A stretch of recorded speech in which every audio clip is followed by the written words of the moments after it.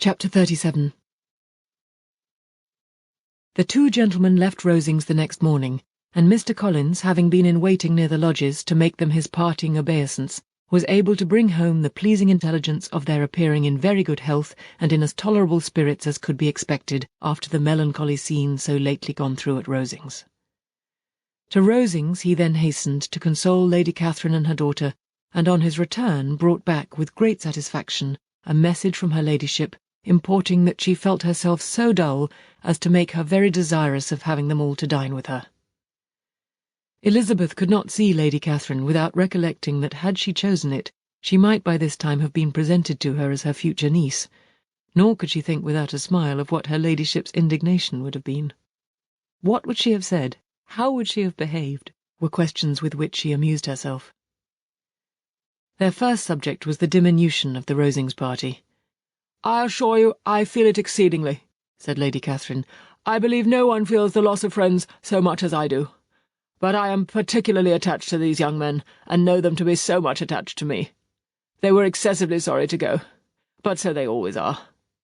The dear Colonel rallied his spirits tolerably till just at last, but Darcy seemed to feel it most acutely.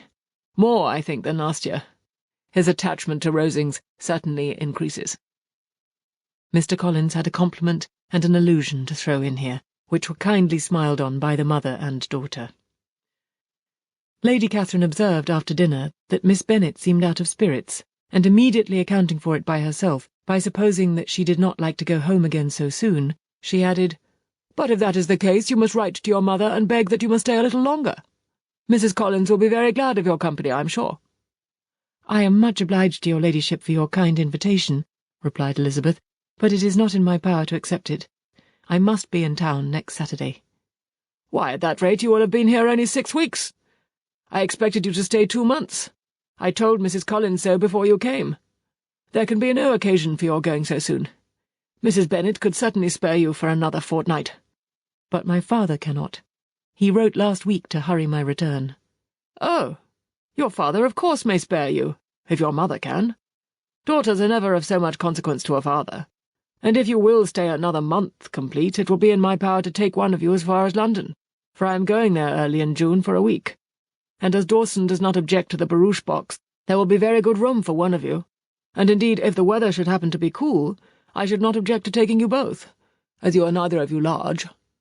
"You are all kindness, madam, but I believe we must abide by our original plan." Lady Catherine seemed resigned. "Mrs. Collins, you must send a servant with them. You know I always speak my mind, and I cannot bear the idea of 2 young women travelling post by themselves. It is highly improper. You must contrive to send somebody. I have the greatest dislike in the world to that sort of thing. Young women should always be properly guarded and attended according to their situation in life. When my niece Georgiana went to Ramsgate last summer, I made a point of her having 2 men-servants go with her. Miss Darcy, the daughter of Mr. Darcy of Pemberley, and Lady Anne, could not have appeared with propriety in a different manner. I am excessively attentive to all those things. You must send John with the young ladies, Mrs. Collins. I'm glad it occurred to me to mention it, for it really would be discreditable to you to let them go alone." "My uncle is to send a servant for us." "Oh, your uncle. He keeps a manservant, does he? I'm very glad you have somebody who thinks of these things. Where shall you change horses? Oh, Bromley, of course. If you mention my name at the bell, you will be attended to." Lady Catherine had many other questions to ask respecting their journey, and as she did not answer them all herself, attention was necessary, which Elizabeth believed to be lucky for her, or with a mind so occupied she might have forgotten where she was. Reflection must be reserved for solitary hours.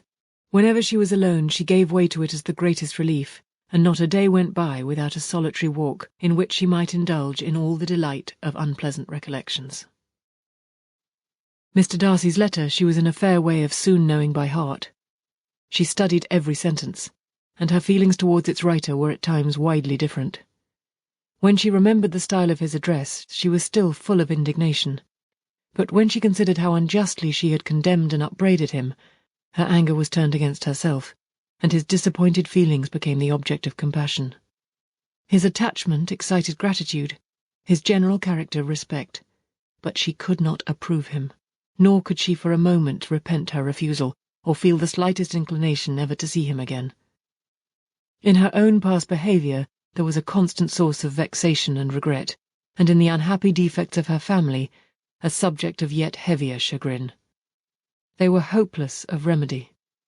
Her father, contented with laughing at them, would never exert himself to restrain the wild giddiness of his youngest daughters, and her mother, with manners so far from right herself, was entirely insensible of the evil. Elizabeth had frequently united with Jane in an endeavour to check the imprudence of Catherine and Lydia, but while they were supported by their mother's indulgence, what chance could there be of improvement? Catherine, weak-spirited, irritable, and completely under Lydia's guidance, had been always affronted by their advice, and Lydia, self-willed and careless, would scarcely give them a hearing. They were ignorant, idle, and vain. While there was an officer in Meryton, they would flirt with him, and while Meryton was within a walk of Longbourn, they would be going there forever. Anxiety on Jane's behalf was another prevailing concern, and Mr. Darcy's explanation, by restoring Bingley to all her former good opinion, heightened the sense of what Jane had lost. His affection was proved to have been sincere, and his conduct cleared of all blame, unless any could attach to the implicitness of his confidence in his friend. How grievous then was the thought that of a situation so desirable in every respect, so replete with advantage, so promising for happiness, Jane had been deprived by the folly and indecorum of her own family. When to these recollections was added the development of Wickham's character, it may be easily believed that the happy spirits which had seldom been depressed before were now so much affected as to make it almost impossible for her to appear tolerably cheerful. Their engagements at Rosings were as frequent during the last week of her stay as they had been at first. The very last evening was spent there, and her ladyship again inquired minutely into the particulars of their journey, gave them directions as to the best method of packing, and was so urgent on the necessity of placing gowns in the only right way that Maria thought herself obliged on her return to undo all the work of the morning and pack her trunk afresh. When they parted, Lady Catherine, with great condescension, wished them a good journey, and invited them to come to Hunsford again next year, and Miss de Bourgh exerted herself so far as to curtsy and hold out her hand to both. Chapter 38. On Saturday morning, Elizabeth and Mr. Collins met for breakfast a few minutes before the others appeared, and he took the opportunity of paying the parting civilities which he deemed indispensably necessary. "I know not, Miss Elizabeth," said he, "whether Mrs. Collins has yet expressed her sense of your kindness in coming to us, but I am very certain you will not leave the house without receiving her thanks for it.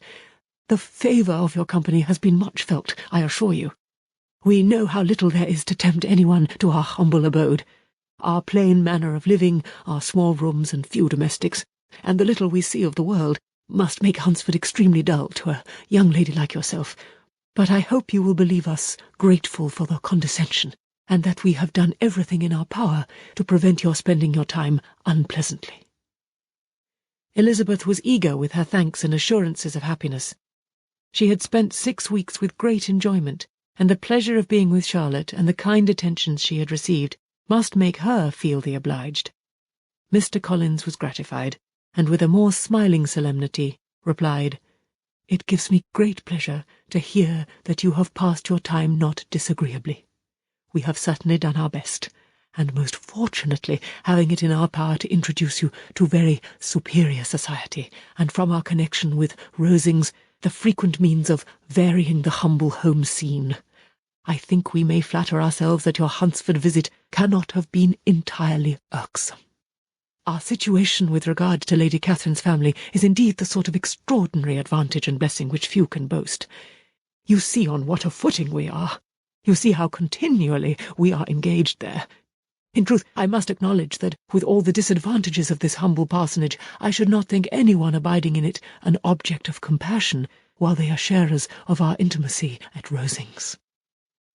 Words were insufficient for the elevation of his feelings, and he was obliged to walk about the room while Elizabeth tried to unite civility and truth in a few short sentences. "You may, in fact, carry a very favourable report of us into Hertfordshire, my dear cousin. I flatter myself, at least, that you will be able to do so. Lady Catherine's great attentions to Mrs. Collins you have been a daily witness of, and altogether I trust it does not appear that your friend has drawn an unfortunate, but on this point it will be as well to be silent. Only let me assure you, my dear Miss Elizabeth, that I can from my heart most cordially wish you equal felicity in marriage. My dear Charlotte and I have but one mind and one way of thinking. There is in everything a most remarkable resemblance of character and ideas between us. We seem to have been designed for each other. Elizabeth could safely say that it was a great happiness where that was the case, and with equal sincerity could add that she firmly believed and rejoiced in his domestic comforts. She was not sorry, however, to have the recital of them interrupted by the lady from whom they sprang. Poor Charlotte! It was melancholy to leave her to such society. But she had chosen it with her eyes open, and though evidently regretting that her visitors were to go, she did not seem to ask for compassion. Her home and her housekeeping, her parish and her poultry, and all their dependent concerns, had not yet lost their charms. At length the chaise arrived, the trunks were fastened on, the parcels placed within, and it was pronounced to be ready. After an affectionate parting between the friends, Elizabeth was attended to the carriage by Mr. Collins, and as they walked down the garden he was commissioning her with his best respects to all her family, not forgetting his thanks for the kindness he had received at Longbourn in the winter, and his compliments to Mr. and Mrs. Gardiner, though unknown. He then handed her in. Maria followed, and the door was on the point of being closed, when he suddenly reminded them, with some consternation, that they had hitherto forgotten to leave any message for the ladies at Rosings. "But," he added, "you will of course wish to have your humble respects delivered to them, with your grateful thanks for their kindness to you while you have been here." Elizabeth made no objection, the door was then allowed to be shut, and the carriage drove off. "Good gracious!" cried Maria after a few minutes' silence. "It seemed but a day or two since we first came, and yet how many things have happened!" "A great many indeed," said her companion with a sigh. "We have dined 9 times at Rosings, besides drinking tea there twice. How much I shall have to tell!" Elizabeth added privately, "and how much I shall have to conceal." Their journey was performed without much conversation or any alarm, and within 4 hours of their leaving Hunsford they reached Mr. Gardiner's house, where they were to remain a few days. Jane looked well, and Elizabeth had little opportunity of studying her spirits amidst the various engagements which the kindness of her aunt had reserved for them. But Jane was to go home with her, and at Longbourn there would be leisure enough for observation. It was not without an effort, meanwhile, that she could wait even for Longbourn before she told her sister of Mr. Darcy's proposals. To know that she had the power of revealing what would so exceedingly astonish Jane, and must at the same time so highly gratify whatever of her own vanity she had not yet been able to reason away, was such a temptation to openness as nothing could have conquered but the state of indecision in which she remained as to the extent of what she should communicate, and her fear, if she once entered on the subject, of being hurried into repeating something of Bingley, which might only grieve her sister further. Chapter 39. It was the 2nd week in May, in which the 3 young ladies set out together from Gracechurch Street for a town in Hertfordshire, and as they drew near the appointed inn where Mr. Bennet's carriage was to meet them, they quickly perceived, in token of the coachman's punctuality, both Kitty and Lydia looking out of a dining-room upstairs. These 2 girls had been above an hour in the place, happily employed in visiting an opposite milliner, watching the sentinel on guard, and dressing a salad and cucumber. After welcoming their sisters, they triumphantly displayed a table set out with such cold meat as an inn larder usually affords, exclaiming, "Is not this nice? Is not this an agreeable surprise?" And we mean to treat you all," added Lydia. "But you must lend us the money, for we have just spent ours at the shop out there." Then showing her purchases, "Look here, I have bought this bonnet. I do not think it very pretty, but I thought I might as well buy it as not. I shall pull it to pieces as soon as I get home and see if I can make it up any better." And when her sisters abused it as ugly, she added with perfect unconcern, "Oh, but there were 2 or 3 much uglier in the shop, and when I have bought some prettier coloured satin to trim it with fresh, I think it will be very tolerable. Besides, it will not much signify what one wears this summer, after the Shire have left Meryton, and they are going in a fortnight." "Are they indeed?" cried Elizabeth with the greatest satisfaction. "They are going to be encamped near Brighton, and I do so want Papa to take us all there for the summer. It would be such a delicious scheme, and I dare say would hardly cost anything at all. Mamma would like to go too, of all things. Only think what a miserable summer else we shall have."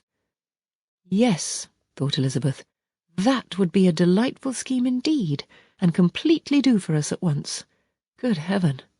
Brighton, and a whole campful of soldiers to us, who have been overset already by one poor regiment of militia and the monthly balls of Meryton.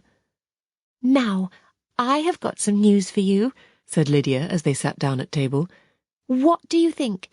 It is excellent news, capital news, and about a certain person we all like."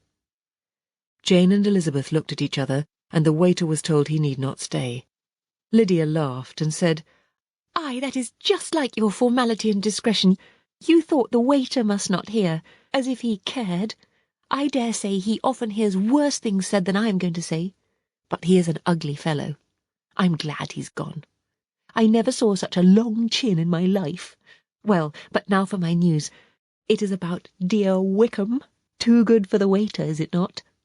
There is no danger of Wickham's marrying Mary King. There's for you. She has gone down to her uncle at Liverpool, gone to stay. Wickham is safe." "And Mary King is safe," added Elizabeth, "safe from a connection imprudent as to fortune." "She is a great fool for going away if she liked him." "But I hope there is no strong attachment on either side," said Jane. "I am sure there is not on his. I will answer for it. He never cared 3 straws about her. Who could about such a nasty little freckled thing?" Elizabeth was shocked to think that, however incapable of such coarseness of expression herself, the coarseness of the sentiment was little other than her own breast had harboured and fancied liberal. As soon as all had ate and the elder ones paid, the carriage was ordered, and after some contrivance the whole party, with all their boxes, work-bags and parcels, and the unwelcome addition of Kitty's and Lydia's purchases, was seated in it. "How nicely we are all crammed in," cried Lydia. "I am glad I bought my bonnet, if it is only for the fun of having another bandbox. Well, now let us be quite comfortable and snug, and talk and laugh all the way home. And in the first place, let us hear what has happened to you all since you went away. Have you seen any pleasant men? Have you had any flirting? I was in great hopes that one of you would have got a husband before you came back. Jane will be quite an old maid soon, I declare. She's almost 23. Lord, how ashamed I should be of not being married before 23. My Aunt Phillips wants you so to get husbands you can't think. She says Lizzie had better have taken Mr. Collins, but I do not think there would have been any fun in it. Lord, how I should like to be married before any of you, and then I would chaperone you about to all the balls. Dear me. Oh, we had such a good piece of fun the other day at Colonel Forster's. Kitty and me were to spend the day there, and Mrs. Forster promised to have a little dance in the evening. By the by, Mrs. Forster and me are such friends. And so she asked the 2 Harringtons to come, but Harriet was ill, and so Pen was forced to come by herself. And then, what do you think we did? We dressed up Chamberlain in woman's clothes on purpose to pass for a lady. Only think what fun! Not a soul knew of it but Colonel and Mrs. Forster and Kitty and me, except my aunt, for we were forced to borrow one of her gowns, and you cannot imagine how well he looked. When Denny and Wickham and Pratt and 2 or 3 more of the men came in, they did not know him in the least. Lord, how I laughed! And so did Mrs. Forster. I thought I should have died. And that made the men suspect something, and then they soon found out what was the matter. With such kinds of histories of their parties and good jokes did Lydia, assisted by Kitty's hints and additions, endeavour to amuse her companions all the way to Longbourn. Elizabeth listened as little as she could, but there was no escaping the frequent mention of Wickham's name. Their reception at home was most kind. Mrs. Bennet rejoiced to see Jane in undiminished beauty, and more than once during dinner did Mr. Bennet say voluntarily to Elizabeth, "I am glad you are come back, Lizzie." Their party in the dining-room was large, for almost all the Lucases came to meet Maria and hear the news, and various were the subjects that occupied them. Lady Lucas was inquiring of Maria after the welfare and poultry of her eldest daughter. Mrs. Bennet was doubly engaged, on one hand collecting account of the present fashions from Jane, who sat some way below her, and on the other retailing them all to the younger Lucases, and Lydia, in a voice rather louder than any other person's, was enumerating the various pleasures of the morning to anybody who would hear her. "Oh, Mary," said she, "I wish you had gone with us, for we had such fun. As we went along, Kitty and I drew up the blinds and pretended there was nobody in the coach, and I should have gone so all the way if Kitty had not been sick. And when we got to the George, I do think we behaved very handsomely, for we treated the other three with the nicest cold luncheon in the world, and if you would have gone, we would have treated you too. And then, when we came away, it was such fun, I thought we should never have got into the coach. I was ready to die of laughter. And then we were so merry all the way home, we talked and laughed so loud that anybody might have heard us 10 miles off." To this Mary very gravely replied, "Far be it from me, my dear sister, to depreciate such pleasures. They would doubtless be congenial with the generality of female minds, but I confess they would have no charms for me. I should infinitely prefer a book." But of this answer Lydia heard not a word. She seldom listened to anybody for more than half a minute, and never attended to Mary at all. In the afternoon Lydia was urgent with the rest of the girls to walk to Meryton and to see how everybody went on, but Elizabeth steadily opposed the scheme. It should not be said that the Miss Bennets could not be at home half a day before they were in pursuit of the officers. There was another reason, too, for her opposition. She dreaded seeing Mr. Wickham again, and was resolved to avoid it as long as possible. The comfort to her of the regiment's approaching removal was indeed beyond expression. In a fortnight they were to go, and once gone, she hoped there could be nothing more to plague her on his account. She had not been many hours at home before she found that the Brighton scheme, of which Lydia had given them a hint at the inn, was under frequent discussion between her parents. Elizabeth saw directly that her father had not the smallest intention of yielding, but his answers were at the same time so vague and equivocal that her mother, though often disheartened, had never yet despaired of succeeding at last. Chapter 40. Elizabeth's impatience to acquaint Jane with what had happened could no longer be overcome, and at length, resolving to suppress every particular in which her sister was concerned, and preparing her to be surprised, she related to her the next morning the chief of the scene between Mr. Darcy and herself. Miss Bennet's astonishment was soon lessened by the strong sisterly partiality which made any admiration of Elizabeth appear perfectly natural, and all surprise was shortly lost in other feelings. She was sorry that Mr. Darcy should have delivered his sentiments in a manner so little suited to recommend them, but still more was she grieved for the unhappiness which her sister's refusal must have given him. "His being so sure of succeeding was wrong," said she, "and certainly ought not to have appeared, but consider how much it must increase his disappointment." "Indeed," replied Elizabeth, "I am heartily sorry for him, but he has other feelings which will probably soon drive away his regard for me.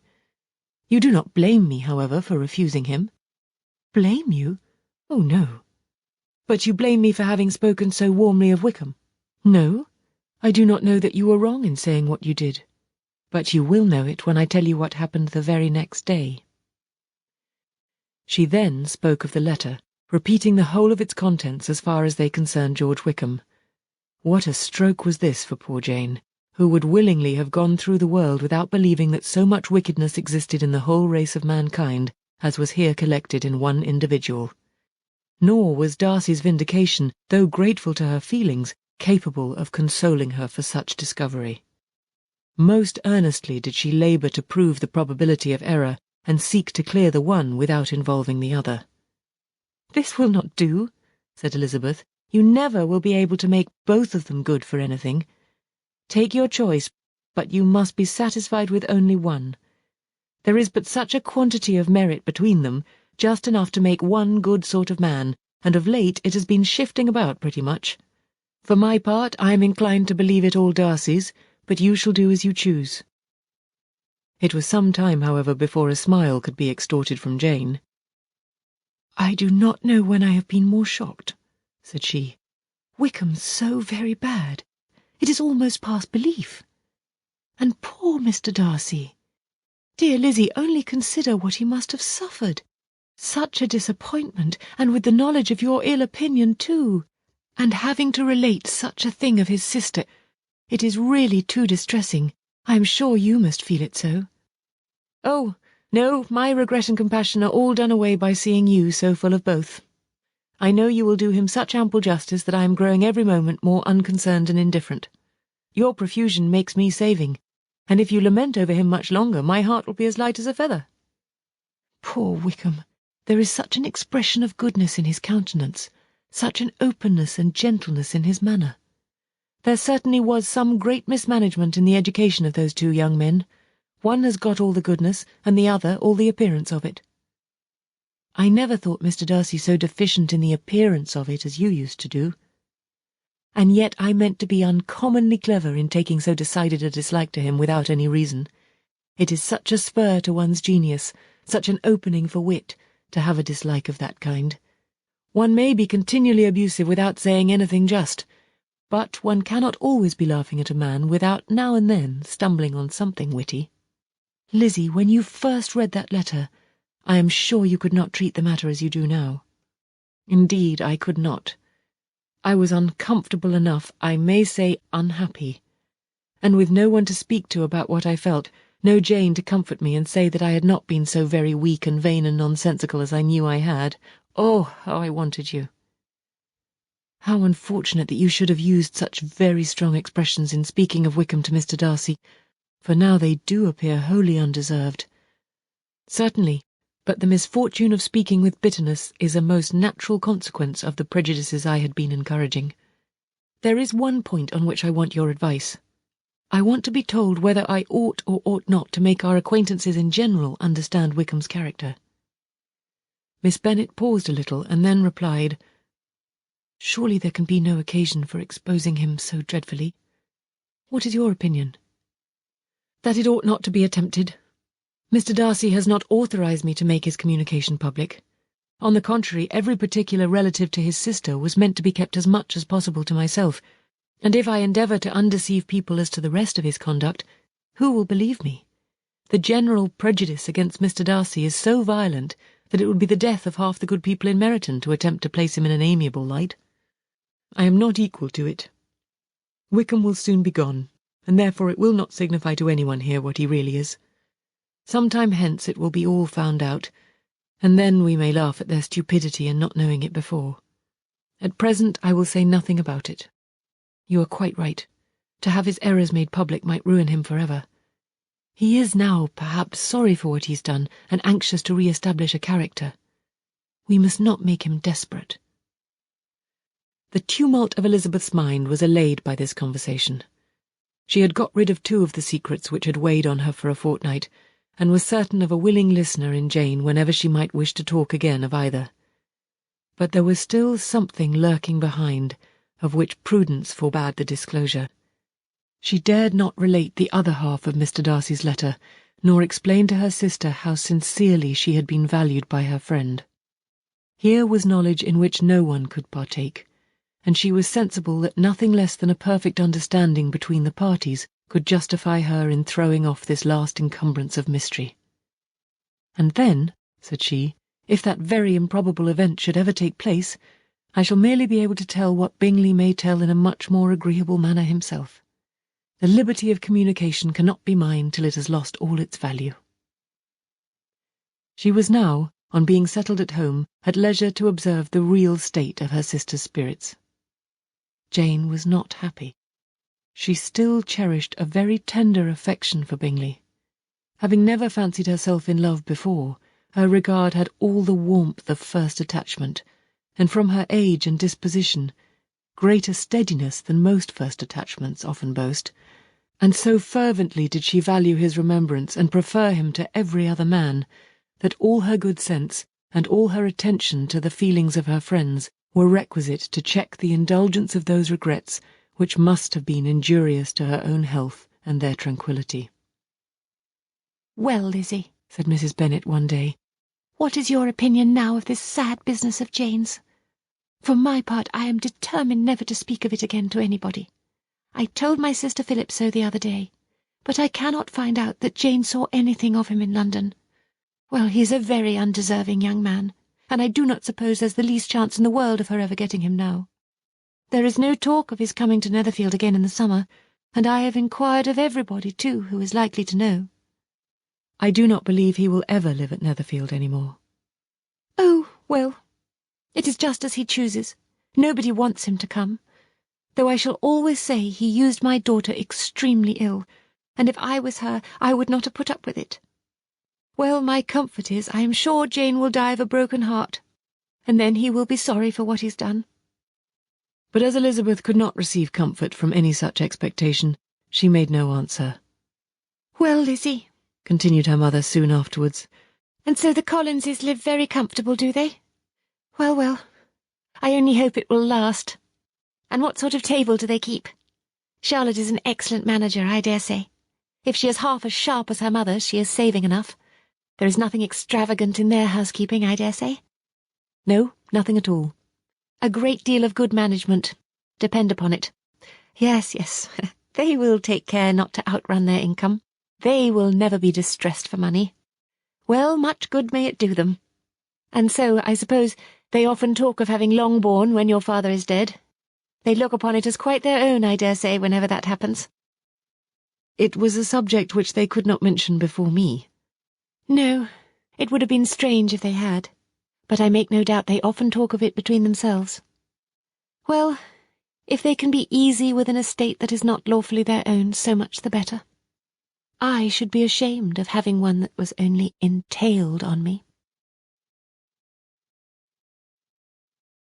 Chapter 41. The first week of their return was soon gone. The second began. It was the last of the regiment's stay in Meryton, and all the young ladies in the neighbourhood were drooping apace. The dejection was almost universal. The elder Miss Bennets alone were still able to eat, drink, and sleep, and pursue the usual course of their employments. Very frequently were they reproached for this insensibility by Kitty and Lydia, whose own misery was extreme, and who could not comprehend such hard-heartedness in any of the family. "Good heaven, what is to become of us? What are we to do?" would they often exclaim in the bitterness of woe. "How can you be smiling so, Lizzie?" Their affectionate mother shared all their grief. She remembered what she had herself endured on a similar occasion 25 years ago. "I am sure," said she, "I cried for 2 days together when Colonel Miller's regiment went away. I thought I should have broken my heart." "I am sure I shall break mine," said Lydia. "If one could but go to Brighton," observed Mrs. Bennet.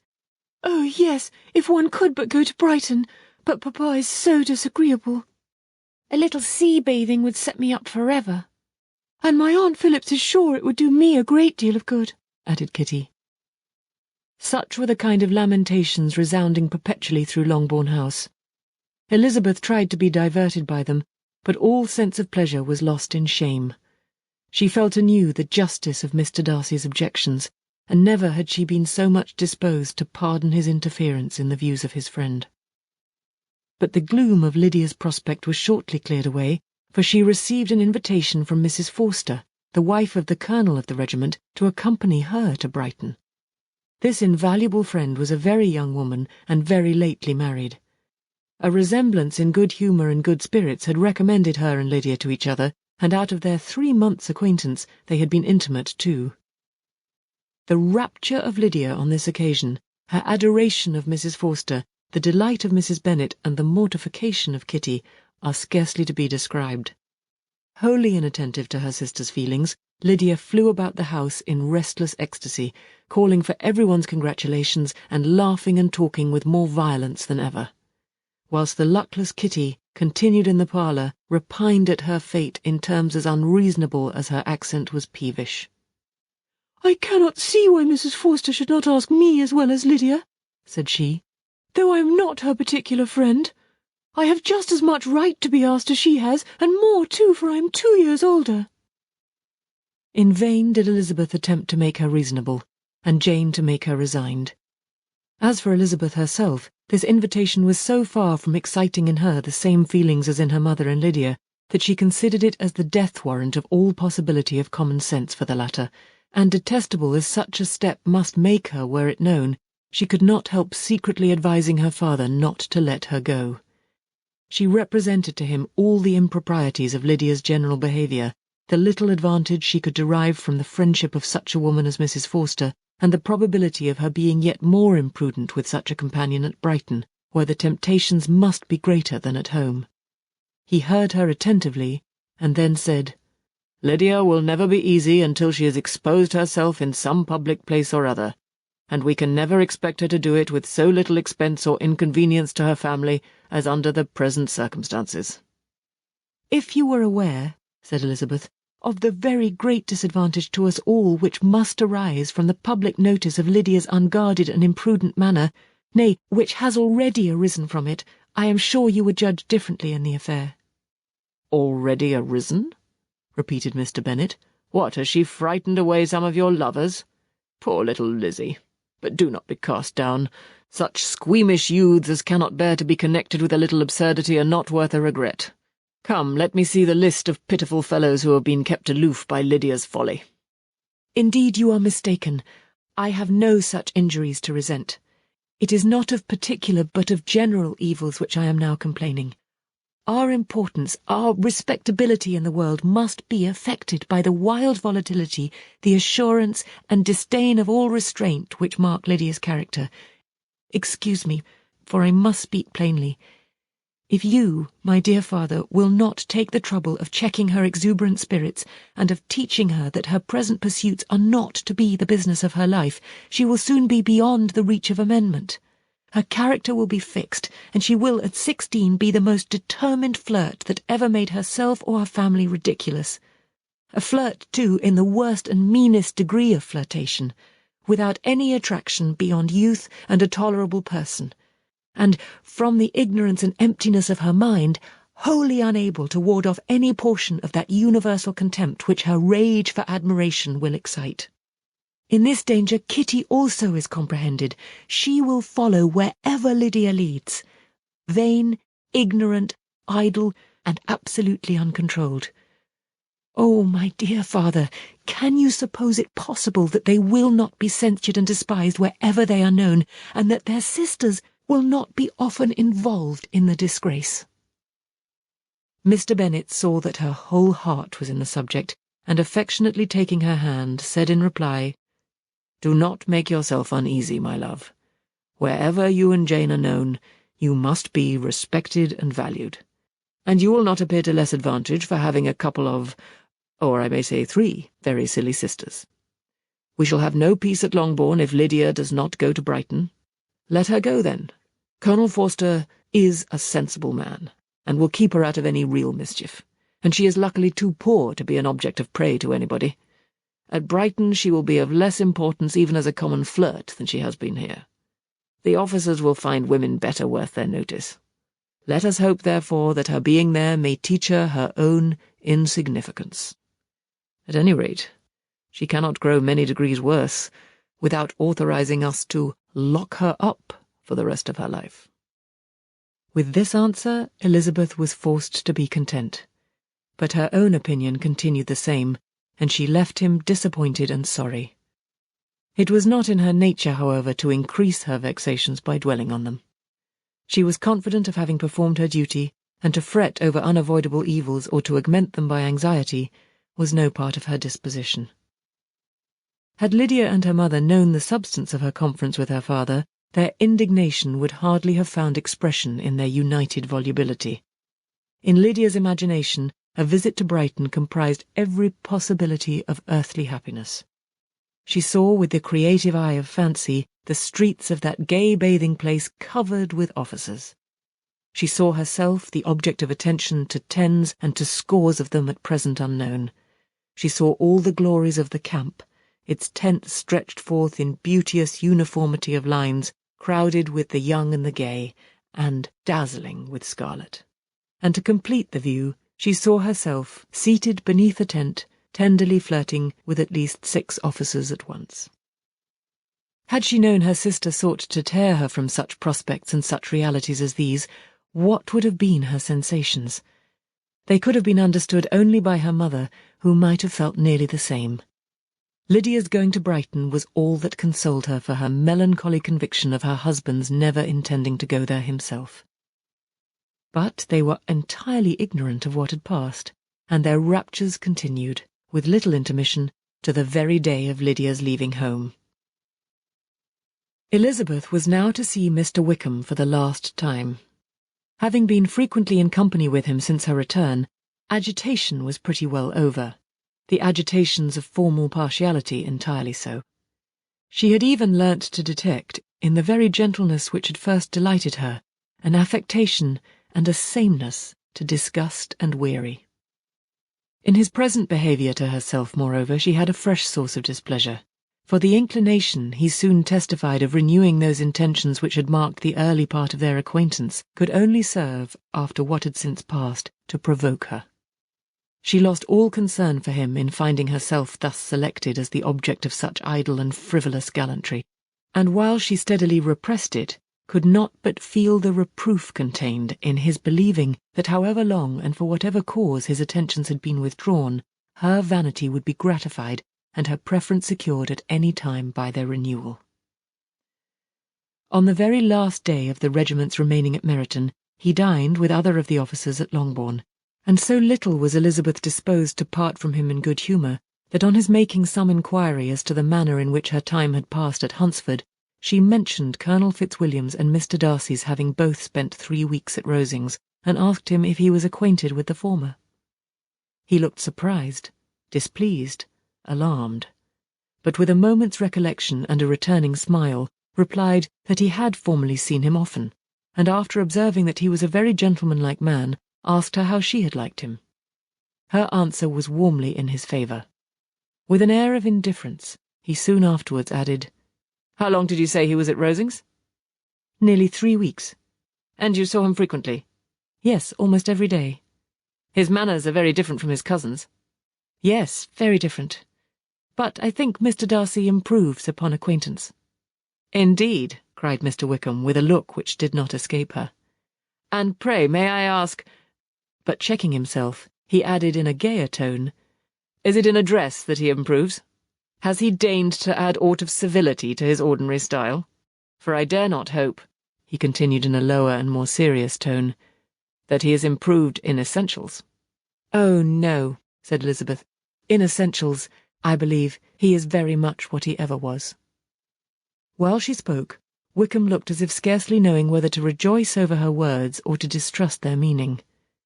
There was a something in her countenance which made him listen with an apprehensive and anxious attention, while she added, "When I said that he improved on acquaintance, I did not mean that his mind or his manners were in a state of improvement, but that, from knowing him better, his disposition was better understood." Wickham's alarm now appeared in a heightened complexion and agitated look. For a few minutes he was silent, till, shaking off his embarrassment, he turned to her again and said in the gentlest of accents, "You, who so well know my feeling towards Mr. Darcy, will readily comprehend how sincerely I must rejoice that he is wise enough to assume even the appearance of what is right. His pride in that direction may be of service, if not to himself, to many others, for it must only deter him from such foul misconduct as I have suffered by. I only fear that the sort of cautiousness to which you, I imagine, have been alluding, is merely adopted on his visits to his aunt, of whose good opinion and judgment he stands much in awe. His fear of her has always operated, I know, when they were together, and a good deal is to be imputed to his wish of forwarding the match with Mr. Berg, which I am certain he has very much at heart." Elizabeth could not repress a smile at this, but she answered only by a slight inclination of the head. She saw that he wanted to engage her on the old subject of his grievances, and she was in no humour to indulge him. The rest of the evening passed with the appearance, on his side, of usual cheerfulness, but with no further attempt to distinguish Elizabeth, and they parted at last with mutual civility, and, possibly, a mutual desire of never meeting again. When the party broke up, Lydia returned with Mrs. Forster to Meryton, from whence they were to set out early the next morning. The separation between her and her family was rather noisy than pathetic. Kitty was the only one who shed tears, but she did weep from vexation and envy. Mrs. Bennet was diffuse in her good wishes for the felicity of her daughter, and impressive in her injunctions that she should not miss the opportunity of enjoying herself as much as possible, advice which there was every reason to believe would be well attended to. And in the clamorous happiness of Lydia herself in bidding farewell, the more gentle adieus of her sisters were uttered without being heard. Chapter 42. Had Elizabeth's opinion been all drawn from her own family, she could not have formed a very pleasing opinion of conjugal felicity or domestic comfort. Her father, captivated by youth and beauty, and that appearance of good humour which youth and beauty generally give, had married a woman whose weak understanding and illiberal mind had very early in their marriage put an end to all real affection for her. Respect, esteem, and confidence had vanished for ever, and all his views of domestic happiness were overthrown. But Mr. Bennet was not of a disposition to seek comfort for the disappointment which his own imprudence had brought on, in any of those pleasures which too often console the unfortunate for their folly or their vice. He was fond of the country and of books, and from these tastes had arisen his principal enjoyments. To his wife he was very little otherwise indebted than as her ignorance and folly had contributed to his amusement. This is not the sort of happiness which a man would in general wish to owe to his wife, but where other powers of entertainment are wanting, the true philosopher will derive benefit from such as are given. Elizabeth, however, had never been blind to the impropriety of her father's behaviour as a husband.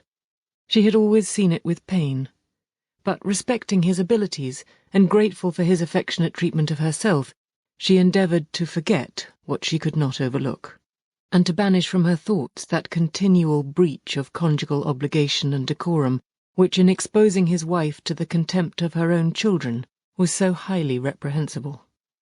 But she had never felt so strongly as now the disadvantages which must attend the children of so unsuitable a marriage, nor ever been so fully aware of the evils arising from so ill-judged a direction of talents which rightly used might at least have preserved the respectability of his daughters, even if incapable of enlarging the mind of his wife.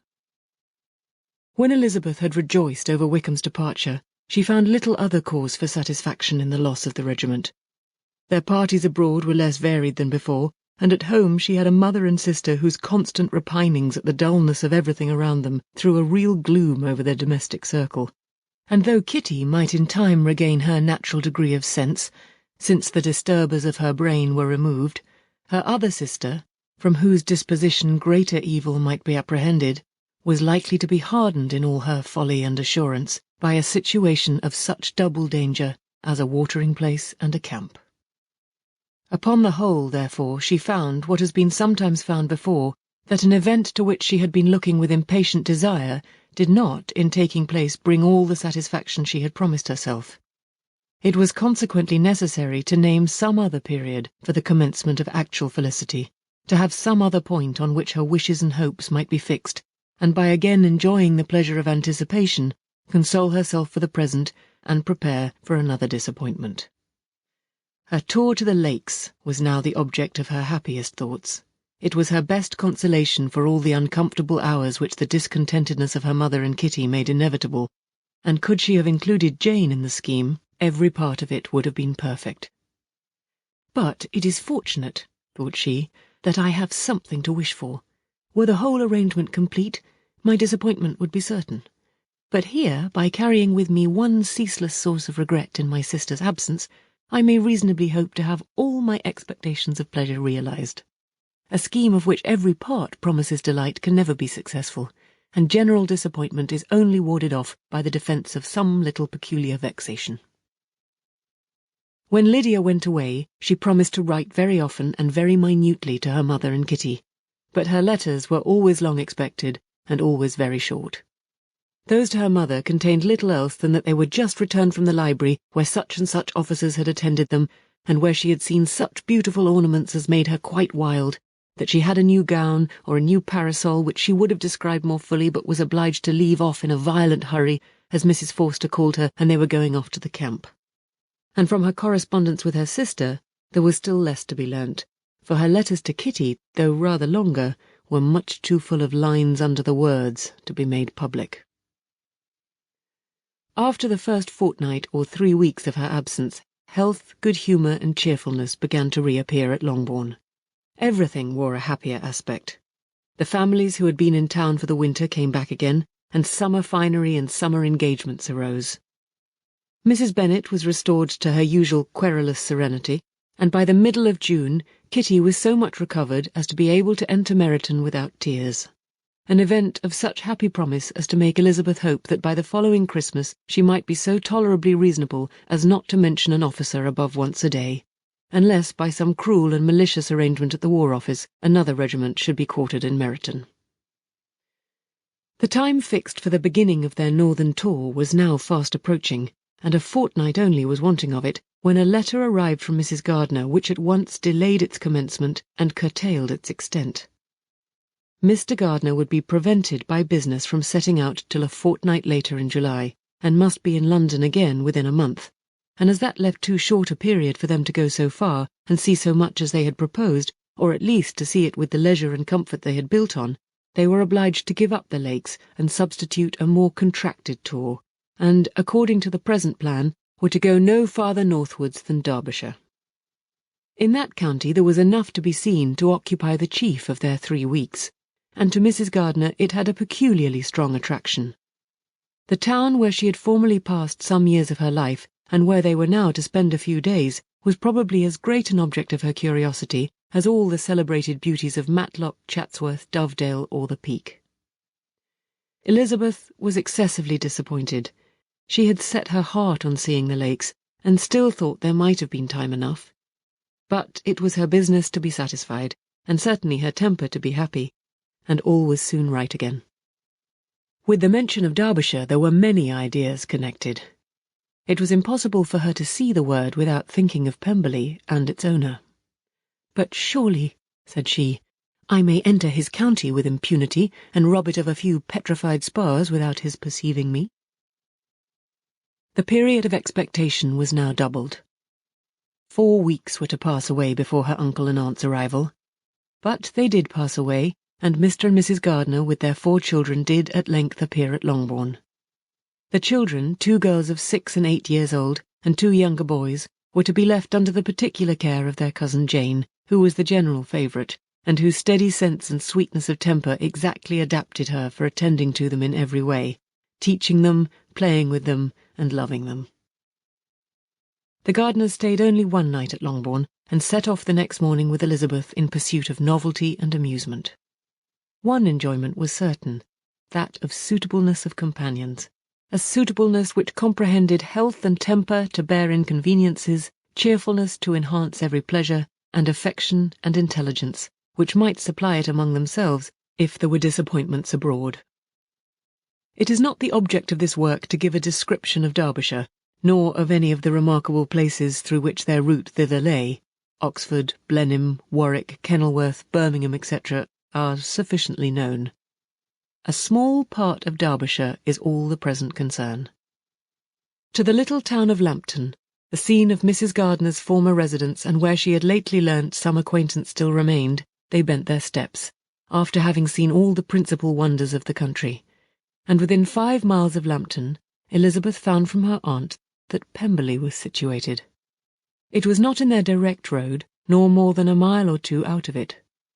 In talking over their route the evening before, Mrs. Gardiner expressed an inclination to see the place again. Mr. Gardiner declared his willingness, and Elizabeth was applied to for her approbation. "My love, should you not like to see a place of which you have heard so much?" said her aunt. "A place, too, with which so many of your acquaintances are connected. Wickham passed all his youth there, you know." Elizabeth was distressed. She felt that she had no business at Pemberley, and was obliged to assume a disinclination for seeing it. She must own that she was tired of seeing great houses. After going over so many, she really had no pleasure in fine carpets or satin curtains. Mrs. Gardiner abused her stupidity. "If it were merely a fine house richly furnished," said she, "I should not care about it myself, but the grounds are delightful. They have some of the finest woods in the country." Elizabeth said no more, but her mind could not acquiesce. The possibility of meeting Mr. Darcy, while viewing the place, instantly occurred. It would be dreadful. She blushed at the very idea, and thought it would be better to speak openly to her aunt than to run such a risk. But against this there were objections, and she finally resolved that it could be the last resource if her private inquiries to the absence of the family were unfavourably answered. Accordingly, when she retired at night, she asked the chambermaid whether Pemberley were not a very fine place, what was the name of its proprietor, and, with no little alarm, whether the family were down for the summer. A most welcome negative followed the last question, and her alarms now being removed, she was at leisure to feel a great deal of curiosity to see the house herself, and when the subject was revived the next morning, and she was again applied to, could readily answer, and with a proper air of indifference, that she had not really any dislike to the scheme. To Pemberley, therefore, they were to go. Chapter 43. Elizabeth, as they drove along, watched for the first appearance of Pemberley Woods with some perturbation, and when at length they turned in at the lodge, her spirits were in a high flutter. The park was very large, and contained great variety of ground. They entered it in one of its lowest points, and drove for some time through a beautiful wood stretching over a wide extent. Elizabeth's mind was too full for conversation, but she saw and admired every remarkable spot and point of view. They gradually ascended for half a mile, and then found themselves at the top of a considerable eminence, where the wood ceased, and the eye was instantly caught by Pemberley House, situated on the opposite side of a valley, into which the road with some abruptness wound. It was a large, handsome stone building standing well on rising ground, and backed by a ridge of high woody hills, and in front a stream of some natural importance was swelled into greater, but without any artificial appearance. Its banks were neither formal nor falsely adorned. Elizabeth was delighted. She had never seen a place for which nature had done more, or where natural beauty had been so little counteracted by an awkward taste.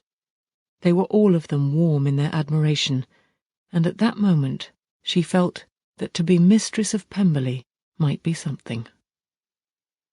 They descended the hill, crossed the bridge, and drove to the door, and while examining the nearer aspect of the house, all her apprehension of meeting its owner returned. She dreaded lest the chambermaid had been mistaken. On applying to see the place, they were admitted into the hall, and Elizabeth, as they waited for the housekeeper, had leisure to wonder at her being where she was. The housekeeper came, a respectable-looking elderly woman, much less fine and more civil than she had any notion of finding her. They followed her into the dining parlour. It was a large, well-proportioned room, handsomely fitted up. Elizabeth, after slightly surveying it, went to a window to enjoy its prospect. The hill, crowned with wood, which they had descended, receiving increased abruptness from the distance, was a beautiful object. Every disposition of the ground was good, and she looked on the whole scene, the river, the trees scattered on its banks, and the winding of the valley as far as she could trace it, with delight. As they passed into other rooms, these objects were taking different positions, but from every window there were beauties to be seen.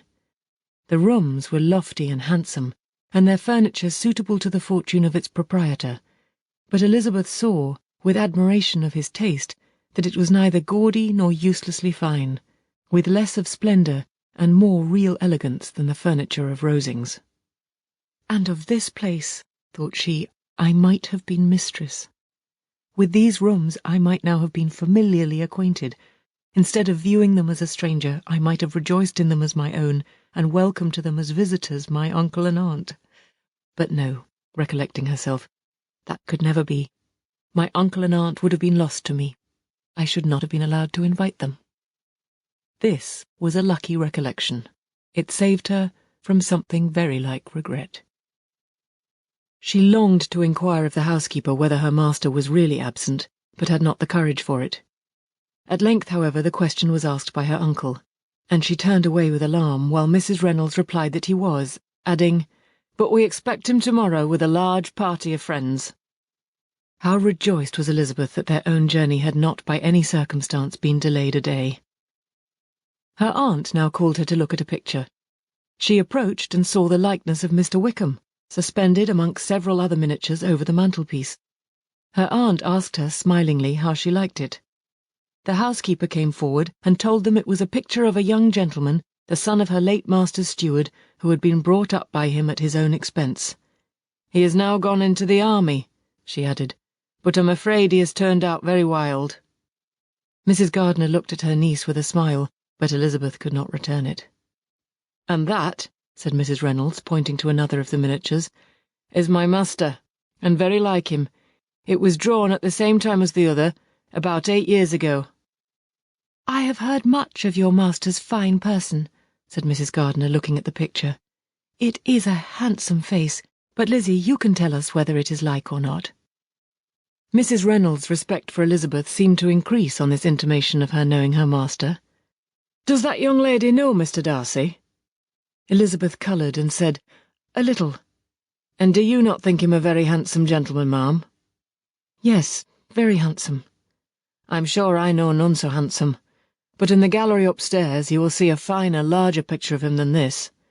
This room was my late master's favourite room, and these miniatures are just as they used to be then. He was very fond of them." This accounted to Elizabeth for Mr. Wickham's being among them. Mrs. Reynolds then directed their attention to one of Miss Darcy, drawn when she was only 8 years old. "And is Miss Darcy as handsome as her brother?" said Mrs. Gardiner. "Oh, yes, the handsomest young lady that ever was seen, and so accomplished. She plays and sings all day long. In the next room is a new instrument just come down for her, a present from my master. She comes here tomorrow with him." Mr. Gardiner, whose manners were very easy and pleasant, encouraged her communicativeness by his questions and remarks. Mrs. Reynolds, either by pride or attachment, had evidently great pleasure in talking of her master and his sister. "Is your master much at Pemberley in the course of the year?" "Not so much as I could wish, sir, but I dare say he may spend half his time here, and Miss Darcy is always down for the summer months." "Except," thought Elizabeth, "when she goes to Ramsgate." "If your master would marry, you might see more of him." "Yes, sir, but I do not know when that will be. I do not know who is good enough for him." Mr. and Mrs. Gardiner smiled. Elizabeth could not help saying, "It is very much to his credit, I am sure, that you should think so." "I say no more than the truth, and everybody will say that knows him," replied the other.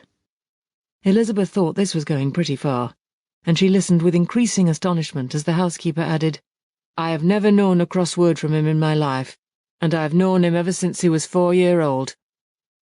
This was praise of all others most extraordinary, most opposite to her ideas. That he was not a good-tempered man had been her firmest opinion. Her keenest attention was awakened.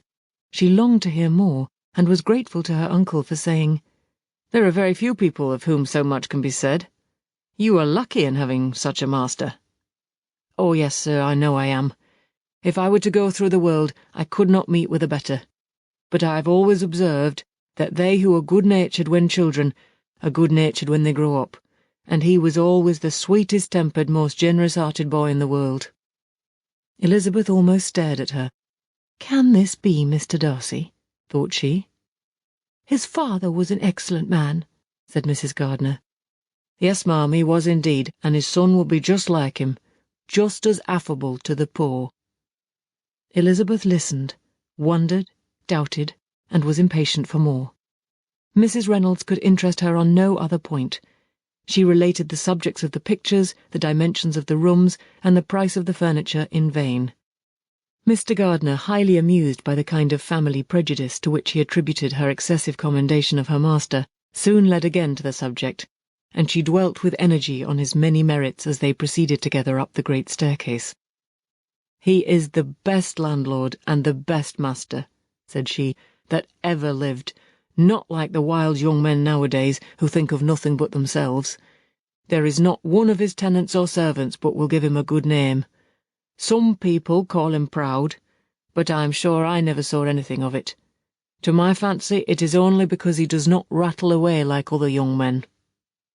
"In what an amiable light does this place him," thought Elizabeth. "This fine account of him," whispered her aunt as they walked, "is not quite consistent with his behaviour to our poor friend. Perhaps, we might be deceived. That is not very likely. Our authority was too good. On reaching the spacious lobby above, they were shown into a very pretty sitting-room, lately fitted up with greater elegance and lightness than the apartments below, and were informed that it was but just done to give pleasure to Miss Darcy, who had taken a liking to the room when last at Pemberley. "He is certainly a good brother," said Elizabeth as she walked towards one of the windows. Mrs. Reynolds anticipated Miss Darcy's delight when she should enter the room. "And this is always the way with him," she added. "Whatever can give his sister any pleasure is sure to be done in a moment. There is nothing he would not do for her." The picture gallery and 2 or 3 of the principal bedrooms were all that remained to be shown. In the former were many good paintings, but Elizabeth knew nothing of the art, and from such as had been already visible below, she had willingly turned to look at some drawings of Miss Darcy's, in crayons, whose subjects were usually more interesting and also more intelligible. In the gallery there were many family portraits, but they could have little to fix the attention of a stranger. Elizabeth walked in quest of the only face whose features would be known to her. At last it arrested her, and she beheld a striking resemblance to Mr. Darcy, with such a smile over the face as she remembered to have sometimes seen when he looked at her. She stood several minutes before the picture, in earnest contemplation, and returned to it again before they quitted the gallery. Mrs. Reynolds informed them that it had been taken in his father's lifetime. There was certainly at this moment in Elizabeth's mind a more gentle sensation towards the original than she had ever felt at the height of their acquaintance. The commendation bestowed on him by Mrs. Reynolds was of no trifling nature. What praise is more valuable than the praise of an intelligent servant? As a brother, a landlord, a master, she considered how many people's happiness were in his guardianship, how much of pleasure or pain was it in his power to bestow, how much of good or evil must be done by him. Every idea that had been brought forward by the housekeeper was favourable to his character, and as she stood before the canvas on which he was represented and fixed his eyes upon herself, she thought of his regard with a deeper sentiment of gratitude than it had ever raised before. She remembered its warmth, and softened its impropriety of expression. When all of the house that was open to general inspection had been seen, they returned downstairs, and taking leave of the housekeeper, were consigned over to the gardener, who met them at the hall door. As they walked across the hall towards the river, Elizabeth turned back to look again. Her uncle and aunt stopped also, and while the former was conjecturing as to the date of the building, the owner of it himself suddenly came forward from the road which led behind it to the stables. They were within 20 yards of each other, and so abrupt was his appearance that it was impossible to avoid his sight. Their eyes instantly met, and the cheeks of both were overspread with the deepest blush. He absolutely started, and for a moment seemed immovable from surprise, but shortly recovering himself, advanced towards the party and spoke to Elizabeth, if not in terms of perfect composure, at least of perfect civility. She had instinctively turned away, but stopping on his approach, received his compliments with an embarrassment impossible to be overcome. Had his first appearance, or his resemblance to the picture they had just been examining, been insufficient to assure the other two that they now saw Mr. Darcy, the gardener's expression of surprise on beholding his master must immediately have told it. They stood a little aloof while he was talking to their niece, who, astonished and confused, scarcely dared lift her eyes to his face, and knew not what answer she returned to his civil inquiries after her family. Amazed at the alteration of his manner since they last parted, every sentence that he uttered was increasing her embarrassment, and every idea of the impropriety of her being found there recurring to her mind, the few minutes in which they continued was some of the most uncomfortable in her life. Nor did he seem much more at ease. When he spoke, his accent had none of its usual sedateness, and he repeated his inquiries as to the time of her having left Longbourn, and of her having stayed in Derbyshire so often, and in so hurried a way, as plainly spoke the distraction of his thoughts. At length, every idea seemed to fail him, and after standing a few moments without saying a word, he suddenly recollected himself and took leave. The others then joined her, and expressed admiration of his figure. But Elizabeth heard not a word, and wholly engrossed by her own feelings, followed them in silence. She was overpowered by shame and vexation. Her coming there was the most unfortunate, the most ill-judged thing in the world. How strange it must appear to him! In what a disgraceful light might it not strike so vain a man? It might seem as if she had purposely thrown herself in his way again. Oh, why did she come? Or why did he thus come a day before he was expected? Had they been only 10 minutes sooner, they should have been beyond the reach of his discrimination, for it was plain that he was that moment arrived, that moment alighted from his horse or his carriage. She blushed again and again over the perverseness of the meeting.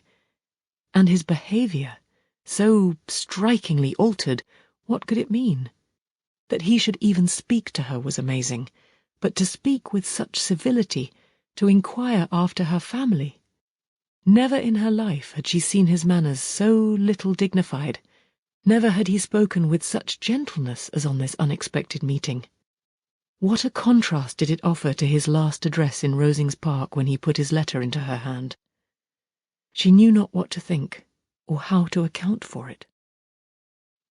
They had now entered a beautiful walk by the side of the water, and every step was bringing forward a nobler fall of ground, or a finer reach of the woods to which they were approaching, but it was some time before Elizabeth was sensible of any of it, and though she answered mechanically to the repeated appeals of her uncle and aunt, and seemed to direct her eyes to such objects as they pointed out, she distinguished no part of the scene.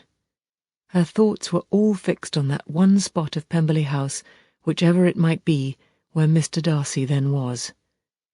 She longed to know what at the moment was passing in his mind, in what manner he thought of her, and whether, in defiance of everything, she was still dear to him. Perhaps he had been civil only because he felt himself at ease. Yet there had been that in his voice which was not like ease. Whether he had felt more of pain or of pleasure in seeing her, she could not tell, but he certainly had not seen her with composure. At length, however, the remarks of her companions on her absence of mind aroused her, and she felt the necessity of appearing more like herself.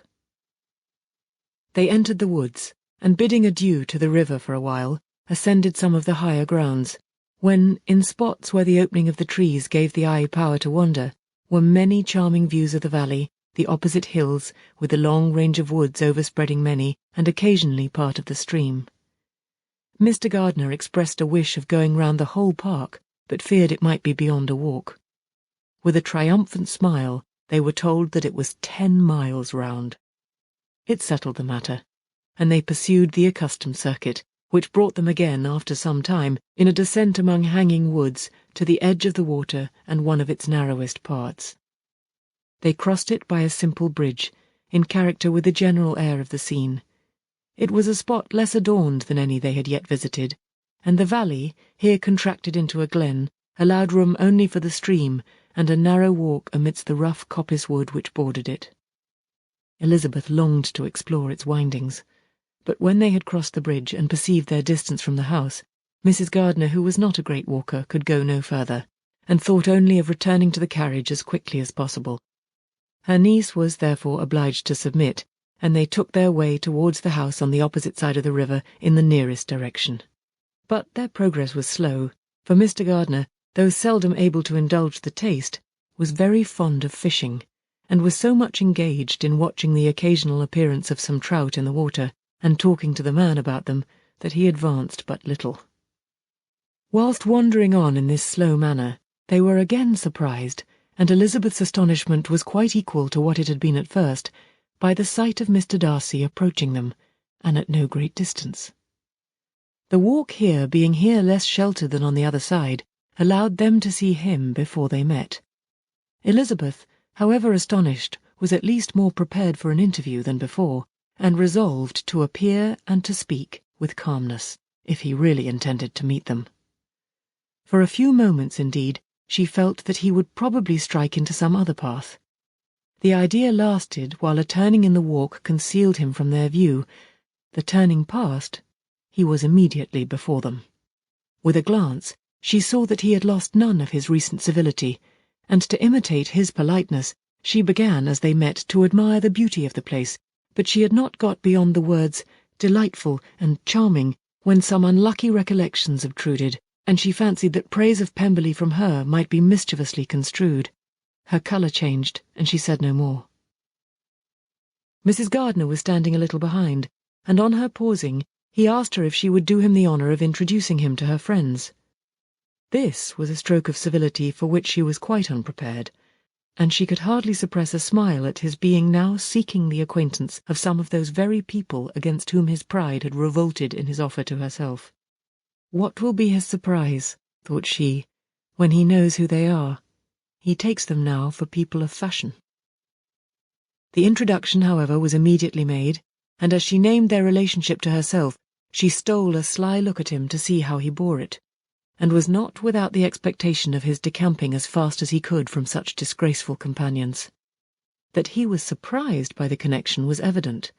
He sustained it, however, with fortitude, and so far from going away, turned back with them, and entered into conversation with Mr. Gardiner. Elizabeth could not but be pleased, could not but triumph. It was consoling that he should know she had some relations for whom there was no need to blush. She listened most attentively to all that passed between them, and gloried in every expression, every sentence of her uncle, which marked his intelligence, his taste, or his good manners. The conversation soon turned upon fishing, and she heard Mr. Darcy invite him, with the greatest civility, to fish there as often as he chose while he continued in the neighbourhood, offering at the same time to supply him with fishing tackle, and pointing out those parts of the stream where there were usually most sport. Mrs. Gardiner, who was walking arm in arm with Elizabeth, gave her a look expressive of wonder.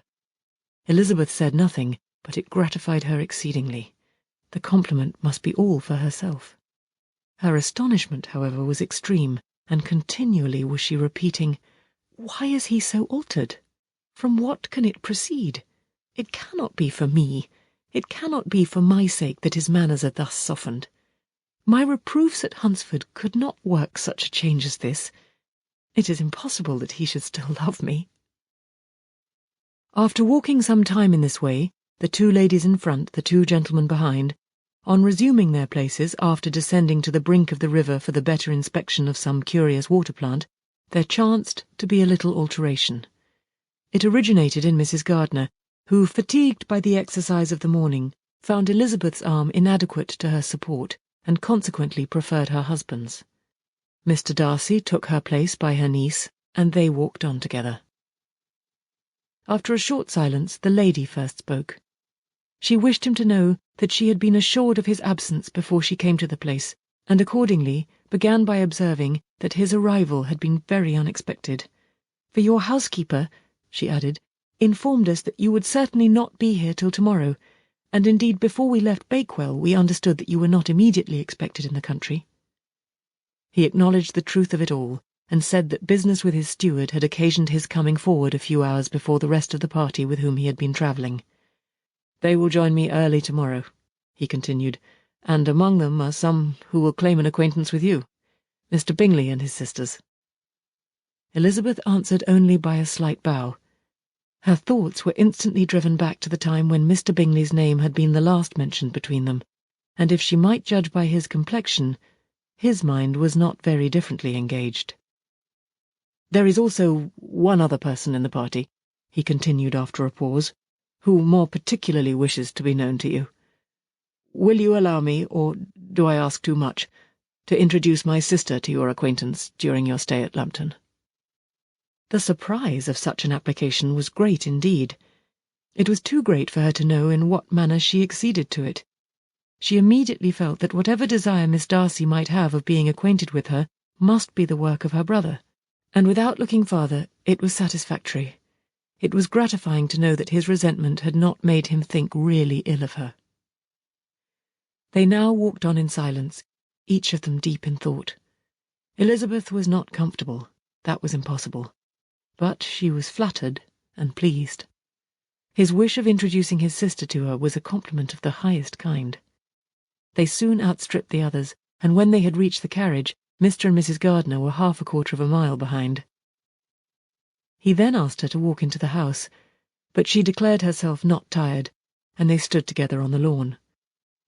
At such a time, much might have been said, and silence was very awkward. She wanted to talk, but there seemed to be an embargo on every subject. At last, she recollected that she had been travelling, and they talked of Matlock and Dovedale with great perseverance. Yet time and her aunt moved slowly, and her patience and her ideas were nearly worn out before the tete-a-tete was over. On Mr. and Mrs. Gardiner's coming up, they were all pressed to go into the house and take some refreshment, but this was declined, and they parted on each side with utmost politeness. Mr. Darcy handed the ladies into the carriage, and when it drove off, Elizabeth saw him walking slowly towards the house. The observations of her uncle and aunt now began, and each of them pronounced him to be infinitely superior to anything they had expected. "He is perfectly well behaved, polite and unassuming," said her uncle. "There is something a little stately in him, to be sure," replied her aunt, "but it is confined to his air and is not unbecoming. I can now say with the housekeeper that though some people may call him proud, I have seen nothing of it." "I was never more surprised than by his behaviour to us. It was more than civil, it was really attentive, and there was no necessity for such attention. His acquaintance with Elizabeth was very trifling." "To be sure, Lizzie," said her aunt, "he is not so handsome as Wickham, or rather he has not Wickham's countenance, for his features are perfectly good. But how came you to tell me that he was so disagreeable?" Elizabeth excused herself as well as she could, said that she had liked him better when they had met in Kent than before, and that she had never seen him so pleasant as this morning.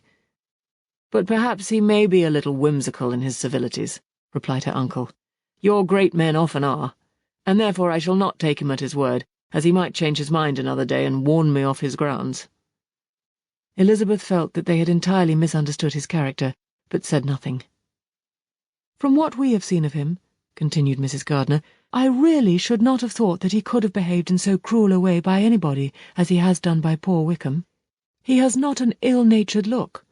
On the contrary, there is something pleasing about his mouth when he speaks, and there is something of dignity in his countenance that would not give one an unfavourable idea of his heart. But, to be sure, the good lady who showed us his house did give him a most flaming character. I could hardly help laughing aloud sometimes. But he is a liberal master, I suppose, and that in the eye of a servant comprehends every virtue." Elizabeth here felt herself called on to say something in vindication of his behaviour to Wickham, and therefore gave them to understand, in as guarded a manner as she could, that by what she had heard from his relations in Kent, his actions were capable of a very different construction, and that his character was by no means so faulty, nor Wickham's so amiable as they had been considered in Hertfordshire. In confirmation of this, she related the particulars of all the pecuniary transactions in which they had been connected, without actually naming her authority, but stating it to be such as might be relied on. Mrs. Gardiner was surprised and concerned, but as they were now approaching the scene of her former pleasures, every idea gave way to the charm of recollection, and she was too much engaged in pointing out to her husband all the interesting spots in its environs to think of anything else. Fatigued as she had been by the morning's walk, they had no sooner dined than she set off again in quest of her former acquaintance, and the evening was spent in the satisfactions of an intercourse renewed after many years' discontinuance. The occurrences of the day were too full of interest to leave Elizabeth much attention for any of these new friends, and she could do nothing but think, and think with wonder, of Mr. Darcy's civility, and above all, of his wishing her to be acquainted with his sister. Chapter 44. Elizabeth had settled it that Mr. Darcy would bring his sister to visit her the very day after her reaching Pemberley, and was consequently resolved not to be out of sight of the inn the whole of that morning. But her conclusion was false, for on the very morning after their arrival at Lambton, these visitors came. They had been walking about the place with some of their new friends, and were just returning to the inn to dress themselves for dining with the same family, when the sound of a carriage drew them to a window, and they saw a gentleman and a lady in a curricle driving up the street. Elizabeth, immediately recognizing the livery, guessed what it meant, and imparted no small degree of her surprise to her relations by acquainting them with the honour which she expected. Her uncle and aunt were all amazement, and the embarrassment of her manner as she spoke, joined to the circumstance itself, and many of the circumstances of the preceding day, opened to them a new idea on the business. Nothing had ever suggested it before, but they felt that there was no other way of accounting for such attentions from such a quarter than by supposing a partiality for their niece. While these newly born notions were passing in their heads, the perturbation of Elizabeth's feelings was at every moment increasing. She was quite amazed at her own discomposure, but amongst other causes of disquiet, she dreaded lest the partiality of the brother should have said too much in her favour, and more than commonly anxious to please, she naturally suspected that every power of pleasing would fail her. She retreated from the window, fearful of being seen, and as she walked up and down the room endeavouring to compose herself, saw such looks of inquiring surprise in her uncle and aunt as made everything worse. Miss Darcy and her brother appeared, and this formidable introduction took place. With astonishment did Elizabeth see that her new acquaintance was at least as much embarrassed as herself. Since her being at Lambton, she had heard that Miss Darcy was exceedingly proud, but the observation of a very few minutes convinced her that she was only exceedingly shy. She found it difficult to obtain even a word from her beyond a monosyllable. Miss Darcy was tall, and on a larger scale than Elizabeth, and though little more than 16, her figure was formed, and her appearance womanly and graceful. She was less handsome than her brother, but there was sense and good humour in her face, and her manners were perfectly unassuming and gentle. Elizabeth, who had expected to find in her as acute and unembarrassed an observer as ever Mr. Darcy had been, was much relieved by discerning such different feelings. They had not been long together before Mr. Darcy told her that Bingley was also coming to wait on her, and she had barely time to express her satisfaction and prepare for such a visitor, when Bingley's quick step was heard on the stairs, and in a moment he entered the room. All Elizabeth's anger against him had been long done away, but had she still felt any, it could hardly have stood its ground against the unaffected cordiality with which he expressed himself on seeing her again. He inquired in a friendly though general way after her family, and looked and spoke with the same good-humoured ease that he had ever done. To Mr. and Mrs. Gardiner he was scarcely a less interesting personage than to herself. They had long wished to see him. The whole party before them, indeed, excited a lively attention. The suspicions which had just arisen of Mr. Darcy and their niece directed their observation towards each with an earnest though guarded inquiry, and they soon drew from those inquiries the full conviction that one of them, at least, knew what it was to love. Of the ladies' sensations they remained a little in doubt, but that the gentleman was overflowing with admiration was evident enough. Elizabeth, on her side, had much to do. She wanted to ascertain the feelings of each of her visitors, she wanted to compose her own, and to make herself agreeable to all, and in the latter object, where she feared most to fail, she was most sure of success, for those to whom she endeavoured to give pleasure were prepossessed in her favour. Bingley was ready, Georgiana was eager, and Darcy determined to be pleased. In seeing Bingley, her thoughts naturally flew to her sister, and oh, how ardently did she long to know whether any of his were directed in a like manner. Sometimes she could fancy that he talked less than on former occasions, and once or twice pleased herself with the notion that, as he looked at her, he was trying to trace a resemblance. But though this might be imaginary, she could not be deceived as to his behaviour to Miss Darcy, who had been set up as a rival to Jane. No look appeared on either side that spoke particular regard. Nothing occurred between them that could justify the hopes of his sister. On this point she was soon satisfied, and 2 or 3 little circumstances occurred ere they parted, which, in her anxious interpretation, denoted a recollection of Jane not untinctured by tenderness, and a wish of saying more that might lead to the mention of her had he dared. He observed to her, at a moment when the others were talking together, and in a tone which had something of real regret, that it was a very long time since he had had the pleasure of seeing her, and before she could reply, he added, "It is above 8 months. We have not met since the 26th of November, when we were all dancing together at Netherfield." Elizabeth was pleased to find his memory so exact, and he afterwards took occasion to ask her, when unattended to by any of the rest, whether all her sisters were at Longbourn. There was not much in the question, nor in the preceding remark, but there was a look and a manner which gave them meaning. It was not often that she could turn her eyes on Mr. Darcy himself, but whenever she did catch a glimpse, she saw an expression of general complaisance, and in all that he said she heard an accent so removed from hauteur or disdain of his companions as convinced her that the improvement of manners which she had yesterday witnessed, however temporary its existence might prove, had at least outlived one day.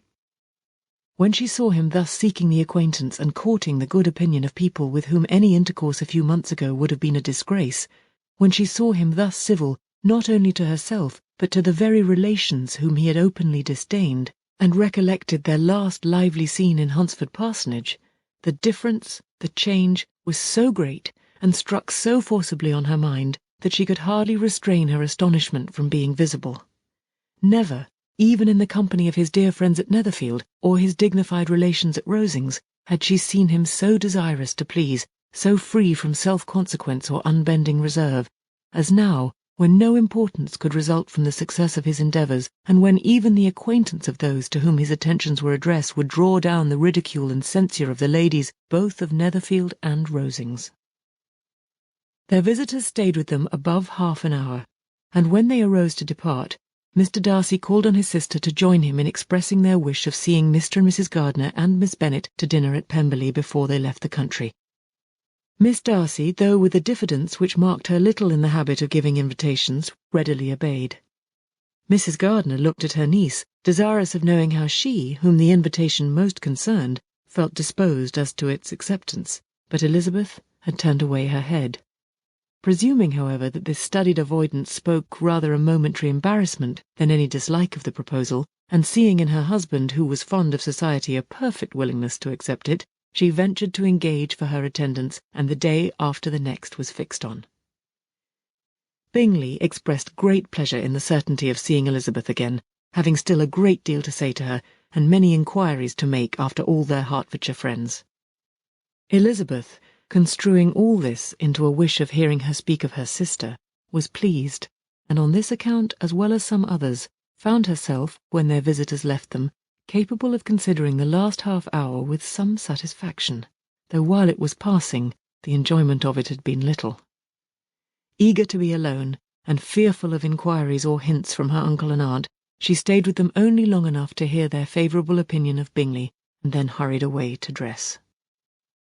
But she had no reason to fear Mr. and Mrs. Gardiner's curiosity. It was not their wish to force her communication. It was evident that she was much better acquainted with Mr. Darcy than they had before any idea of. It was evident that he was very much in love with her. They saw much to interest, but nothing to justify inquiry. Of Mr. Darcy it was now a matter of anxiety to think well, and as far as their acquaintance reached, there was no fault to find. They could not be untouched by his politeness, and had they drawn his character from their own feelings and his servant's report without any reference to any other account, the circle in Hertfordshire to which he was known would not have recognised it for Mr. Darcy. There was now an interest, however, in believing the housekeeper, and they soon became sensible that the authority of a servant who had known him since he was 4 years old, and whose own manners indicated respectability, was not to be hastily rejected. Neither had anything occurred in the intelligence of their Lambton friends that could materially lessen its weight. They had nothing to accuse him of but pride. Pride he probably had, and if not, it would certainly be imputed by the inhabitants of a small market town where the family did not visit. It was acknowledged, however, that he was a liberal man, and did much good among the poor. With respect to Wickham, the travellers soon found that he was not held there in much estimation, for though the chief of his concerns with the son of his patron were imperfectly understood, it was yet a well-known fact that on his quitting Derbyshire he had left many debts behind him, which Mr. Darcy afterwards discharged. As for Elizabeth, her thoughts were at Pemberley this evening more than the last, and the evening, though as it passed it seemed long, was not long enough to determine her feelings towards one in that mansion, and she lay awake 2 whole hours endeavouring to make them out. She certainly did not hate him. No, hatred had vanished long ago, and she had almost as long been ashamed of ever feeling a dislike against him that could be so called.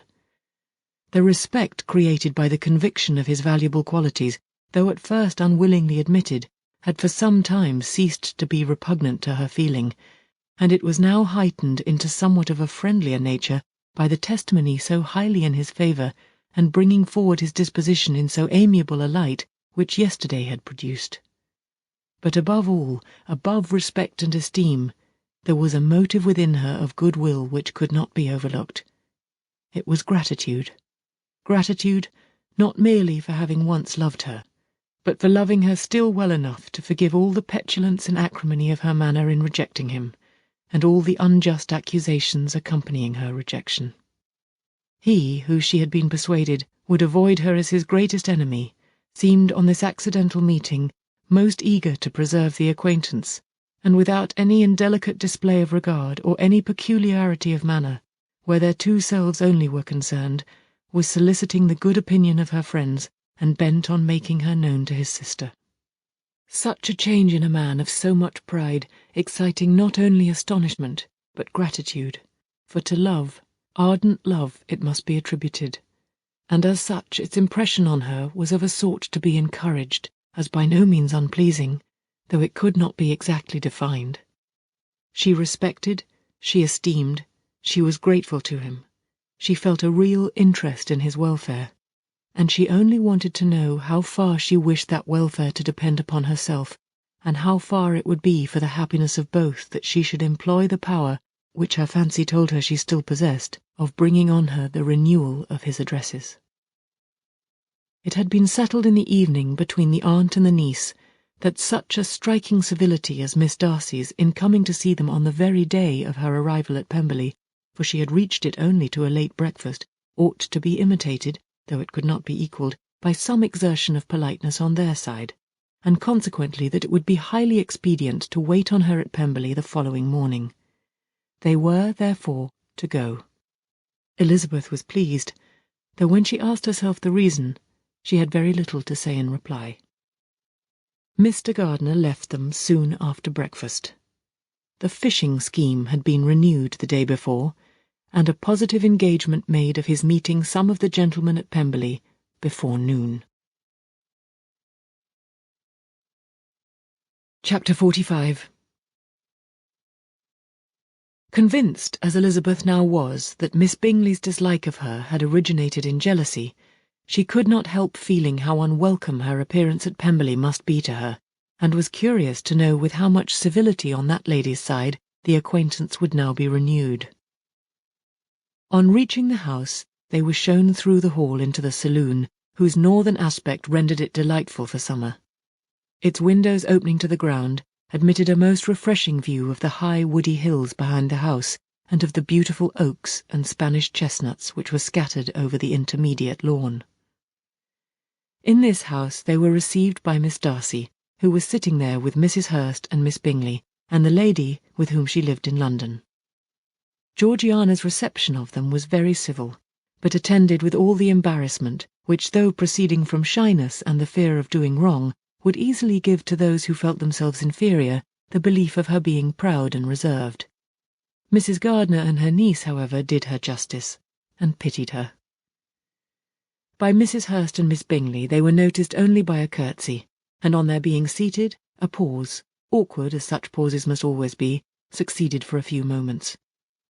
It was first broken by Mrs. Annesley, a genteel, agreeable-looking woman, whose endeavour to introduce some kind of discourse proved her to be more truly well-bred than either of the others, and between her and Mrs. Gardiner, with occasional help from Elizabeth, the conversation was carried on.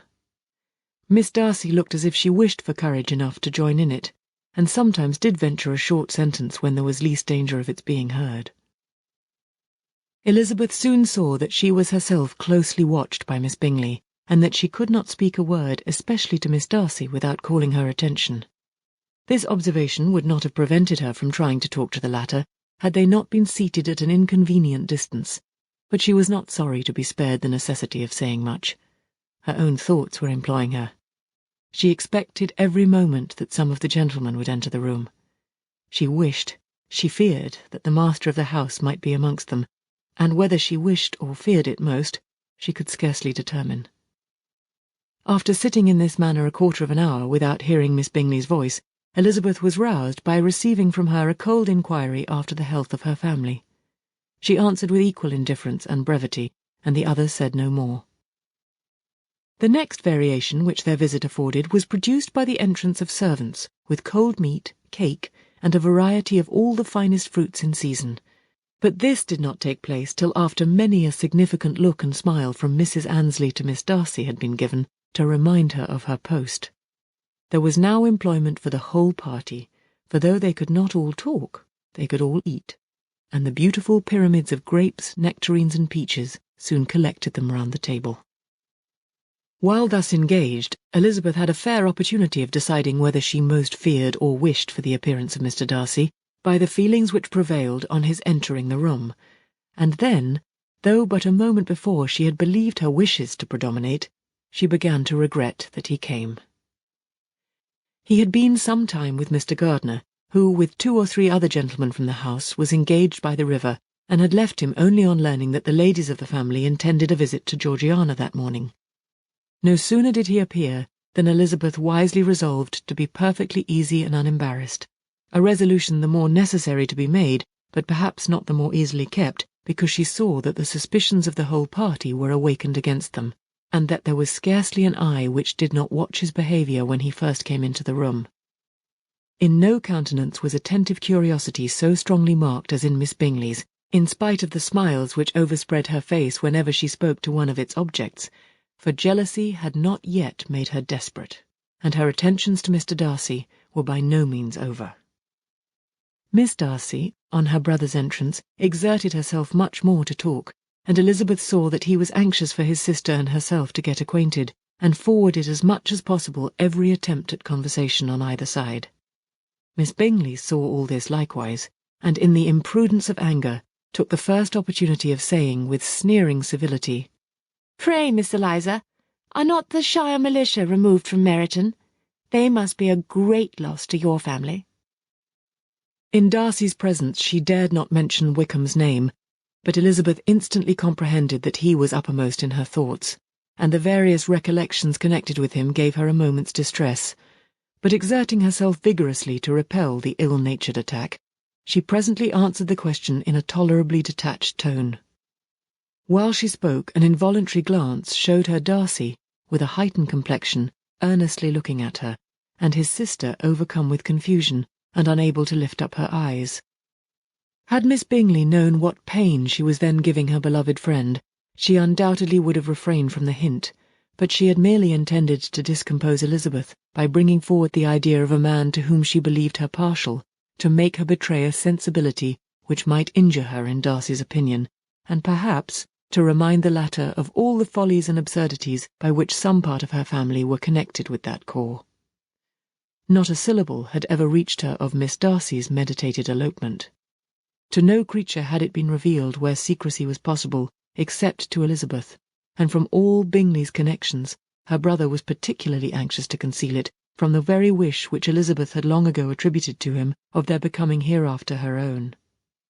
He had certainly formed such a plan, and without meaning that it should affect his endeavour to separate him from Miss Bennet, it is probable that it might add something to his lively concern for the welfare of his friend. Elizabeth's collected behaviour, however, soon quieted his emotion, and as Miss Bingley, vexed and disappointed, dared not approach nearer to Wickham, Georgiana also recovered in time, though not enough to be able to speak any more. Her brother, whose eye she feared to meet, scarcely recollected her interest in the affair, and the very circumstance which had been designed to turn his thoughts from Elizabeth seemed to have fixed them on her more and more cheerfully. Their visit did not continue long after the question and answer above mentioned, and while Mr. Darcy was attending them to their carriage, Miss Bingley was venting her feelings in criticisms on Elizabeth's person, behaviour, and dress. But Georgiana would not join her. Her brother's recommendation was enough to ensure her favour. His judgment could not err, and he had spoken in such terms of Elizabeth as to leave Georgiana without the power of finding her otherwise than lovely and amiable. When Darcy returned to the saloon, Miss Bingley could not help repeating to him some part of what she had been saying to his sister. "How very ill Miss Eliza Bennet looks this morning, Mr. Darcy," she cried. "I never in my life saw anyone so much altered as she is since the winter. She has grown so brown and coarse. Louisa and I were agreeing that we should not have known her again." However little Mr. Darcy might have liked such an address, he contented himself with coolly replying that he perceived no other alteration than her being rather tanned, no miraculous consequence of travelling in the summer. "For my own part," she rejoined, "I must confess that I could never see any beauty in her. Her face is too thin, her complexion has no brilliancy, and her features are not at all handsome. Her nose wants character. There is nothing marked in its lines. Her teeth are tolerable, but not out of the common way, and as for her eyes, which have sometimes been called so fine, I could never see anything extraordinary in them. They have a sharp, shrewish look which I do not like at all, and in her air altogether there is a self-sufficiency without fashion, which is intolerable." Persuaded as Miss Bingley was that Darcy admired Elizabeth, this was not the best method of recommending herself, but angry people are not always wise, and in seeing him at last look somewhat nettled, she had all the success she expected. He was resolutely silent, however, and from a determination of making him speak, she continued. "I remember, when we first knew her in Hertfordshire, how amazed we all were to find that she was a reputed beauty, and I particularly recollect your saying one night after they had been dining at Netherfield, 'She a beauty? I should as soon call her mother a wit.' But afterwards she seemed to improve on you, and I believe you thought her rather pretty at one time." "Yes," replied Darcy, who could contain himself no longer, "but that was only when I first saw her, for it is many months since I have considered her as one of the handsomest women of my acquaintance." He then went away, and Miss Bingley was left to all the satisfaction of having forced him to say what gave no one any pain but herself. Mrs. Gardiner and Elizabeth talked of all that had occurred during their visit as they returned, except what had particularly interested them both. The look and behaviour of everybody they had seen were discussed, except of the person who had mostly engaged their attention.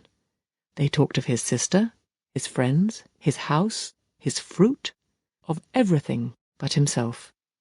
Yet Elizabeth was longing to know what Mrs. Gardiner thought of him, and Mrs. Gardiner would have been highly gratified by her niece's beginning the subject. Chapter 46. Elizabeth had been a good deal disappointed in not finding a letter from Jane on their first arrival at Lambton, and this disappointment had been renewed on each of the mornings that had now been spent there. But on the third her repining was over, and her sister justified by the receipt of 2 letters from her at once, on one of which was marked that it had been missent elsewhere. Elizabeth was not surprised at it, as Jane had written the direction remarkably ill. They had just been preparing to walk as the letters came in, and her uncle and aunt, leaving her to enjoy them in quiet, set off by themselves. The one missent must first be attended to. It had been written 5 days ago.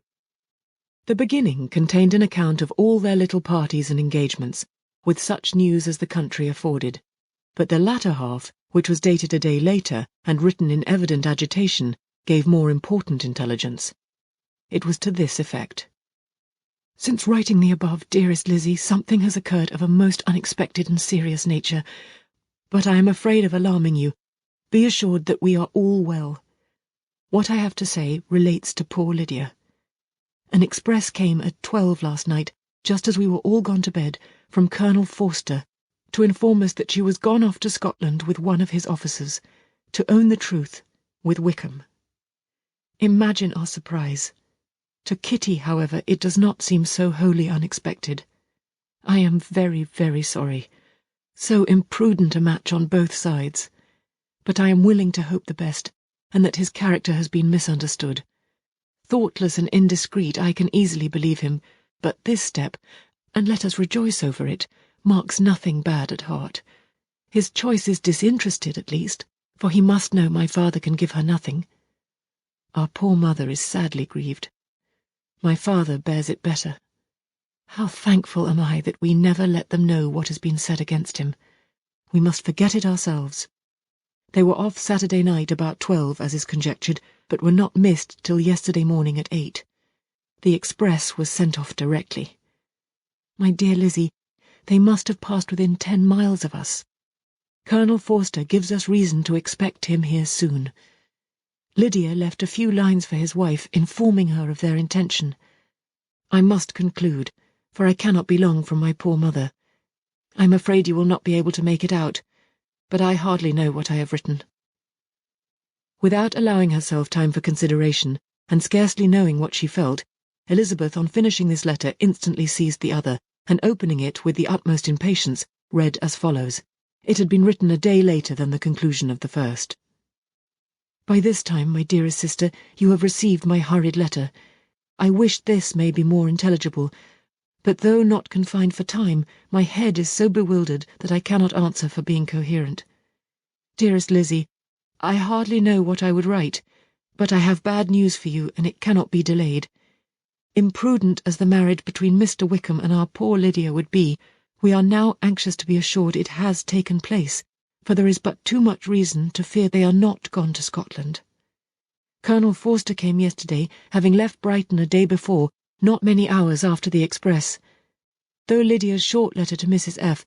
gave them to understand that they were going to Gretna Green, something was dropped by Denny, expressing his belief that W. never intended to go there or to marry Lydia at all, which was repeated to Colonel F., who, instantly taking the alarm, set off from B., intending to trace their route.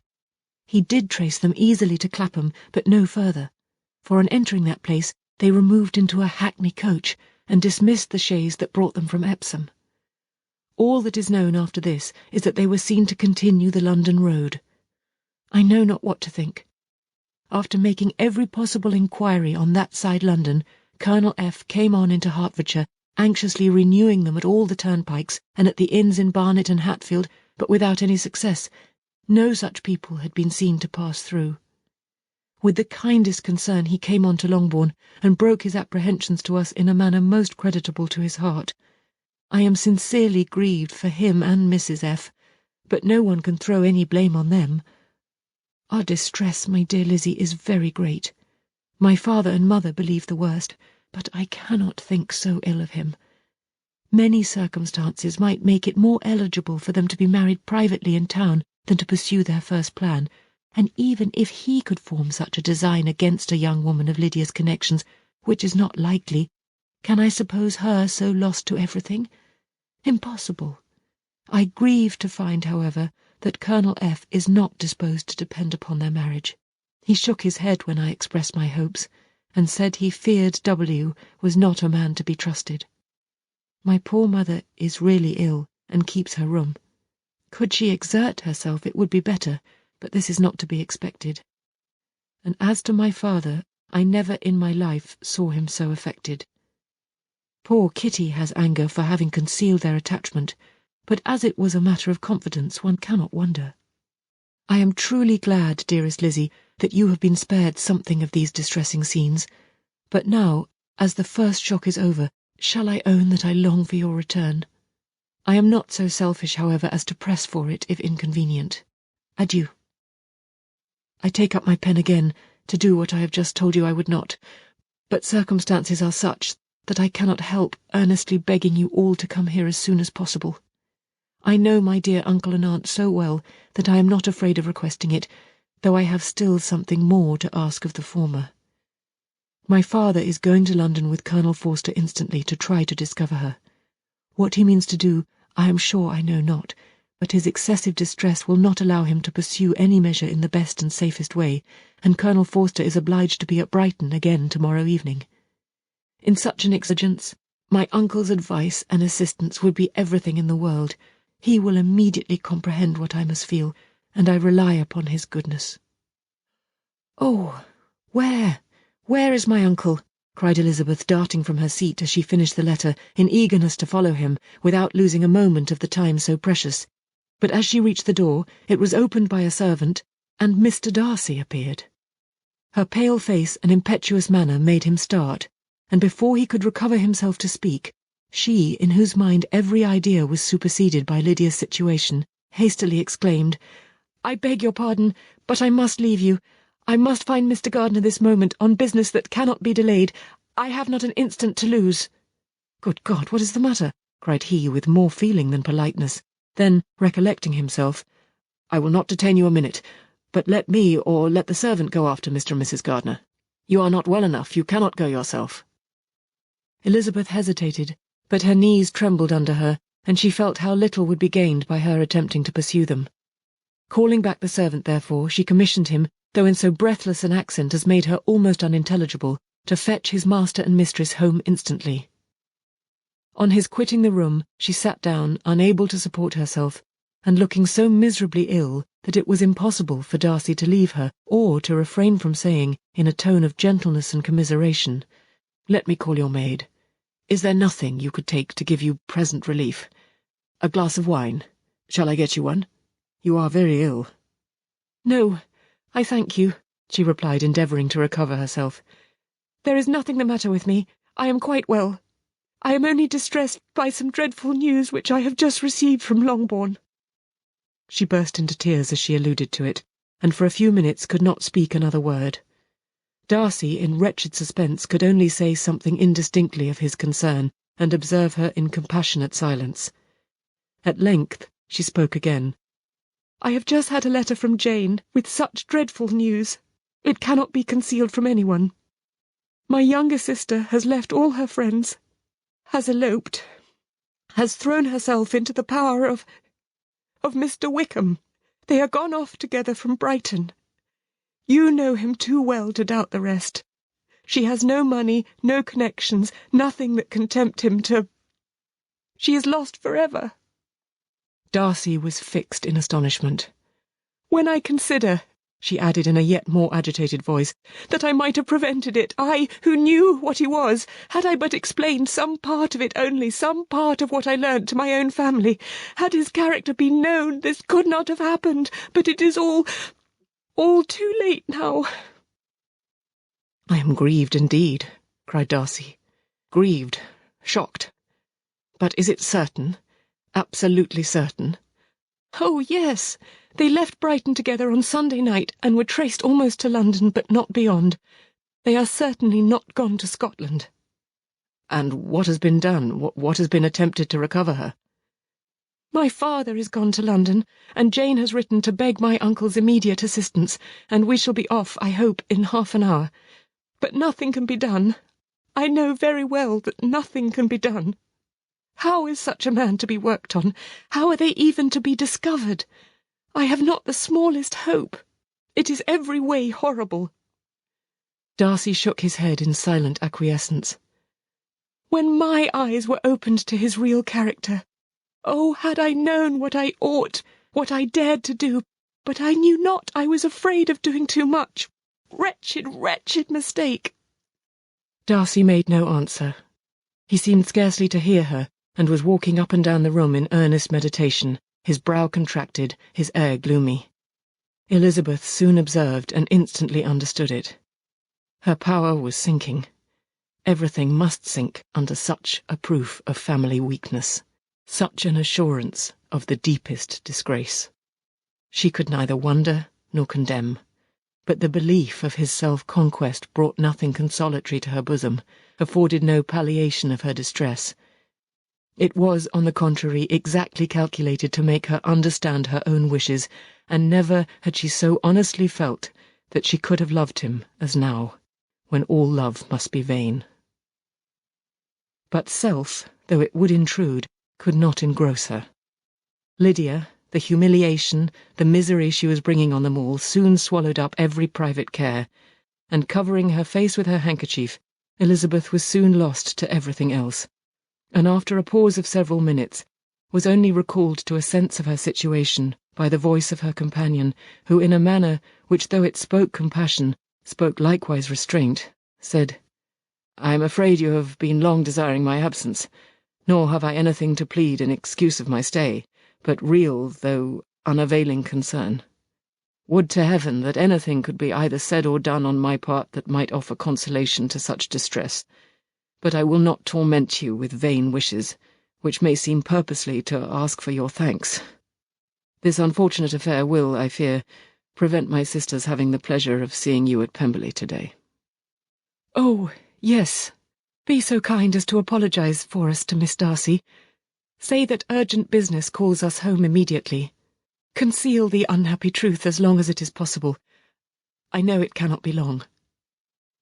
He readily assured her of his secrecy, again expressed his sorrow for her distress, wished it a happier conclusion than there was at present reason to hope, and leaving his compliments for her relations, with only one serious parting look, went away. As he quitted the room, Elizabeth felt how improbable it was that they should ever see each other again on such terms of cordiality as had marked their several meetings in Derbyshire, and as she threw a retrospective glance over the whole of their acquaintance, so full of contradictions and varieties, sighed at the perverseness of those feelings which would now have promoted its continuance, and would formerly have rejoiced in its termination. If gratitude and esteem are good foundations of affection, Elizabeth's change of sentiment will be neither improbable nor faulty. But if otherwise, if regard springing from such sources is unreasonable or unnatural, in comparison of what is so often described as arising on a first interview with its object, and even before 2 words have been exchanged, nothing can be said in her defence, except that she had given somewhat of a trial to the latter method in her partiality for Wickham, and that its ill success might, perhaps, authorise her to seek the other, less interesting mode of attachment. Be that as it may, she saw him go with regret, and in this early example of what Lydia's infamy must produce, found additional anguish as she reflected on that wretched business. Never, since reading Jane's second letter, had she entertained a hope of Wickham's meaning to marry her.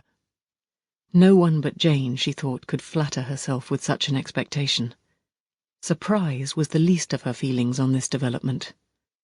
While the contents of the first letter remained in her mind, she was all surprise, all astonishment that Wickham should marry a girl whom it was impossible he could marry for money, and how Lydia could ever have attached him had appeared incomprehensible. But now it was all too natural. For such an attachment as this, she might have sufficient charms, and though she did not suppose Lydia to be deliberately engaging in an elopement without the intention of marriage, she had no difficulty in believing that neither her virtue nor her understanding would preserve her from falling an easy prey. She had never perceived, while the regiment was in Hertfordshire, that Lydia had any partiality for him, but she was convinced that Lydia wanted only encouragement to attach herself to anybody. Sometimes one officer, sometimes another had been her favourite, as their attentions raised them in her opinion. Her affections had continually been fluctuating, but never without an object. The mischief of neglect and mistaken indulgence towards such a girl, oh, how acutely did she now feel it! She was wild to be at home, to hear, to see, to be upon the spot to share with Jane in the cares that must now fall wholly upon her, in a family so deranged, a father absent, a mother incapable of exertion and requiring constant attendance, and though almost persuaded that nothing could be done for Lydia, her uncle's interference seemed of the utmost importance.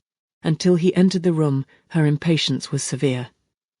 Mr. and Mrs. Gardiner had hurried back in alarm, supposing by the servant's account that their niece was taken suddenly ill, but satisfying them instantly on that head, she eagerly communicated the cause of their summons, reading the 2 letters aloud and dwelling on the postscript of the last with trembling energy. Though Lydia had never been a favourite with them, Mr. and Mrs. Gardiner could not but be deeply afflicted. Not Lydia only, but all were concerned in it, and after the first exclamations of surprise and horror, Mr. Gardiner promised every assistance in his power. Elizabeth, though expecting no less, thanked him with tears of gratitude, and all 3 being actuated by one spirit, everything relating to their journey was speedily settled. They were to be off as soon as possible. "But what is to be done about Pemberley?" cried Mrs. Gardiner. "John told us Mr. Darcy was here when you sent for us. Was it so?" "Yes, and I told him we should not be able to keep our engagement. That is all settled." "What is all settled?" repeated the other as she ran into her room to prepare. "And are they upon such terms as for her to disclose the real truth? Oh, that I knew how it was!" But wishes were vain, or at least could only serve to amuse her in the hurry and confusion of the following hour. Had Elizabeth been at leisure to be idle, she would have remained certain that all employment was impossible to one so wretched as herself, but she had her share of business as well as her aunt, and amongst the rest there were notes to be written to all their friends at Lambton with false excuses for their sudden departure. An hour, however, saw the whole completed, and Mr. Gardiner meanwhile having settled his account at the inn, nothing remained to be done but to go. And Elizabeth, after all the misery of the morning, found herself, in a shorter space of time than she could have supposed, seated in the carriage and on the road to Longbourn.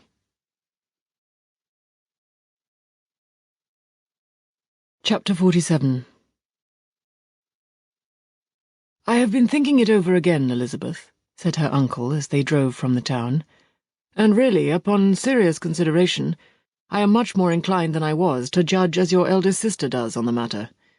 It appears to me so very unlikely that any young man should form such a design against a girl who is by no means unprotected or friendless, and who was actually staying in his colonel's family, that I am strongly inclined to hope the best. Could he expect that her friends would not step forward? Could he expect to be noticed again by the regiment after such an affront to Colonel Forster?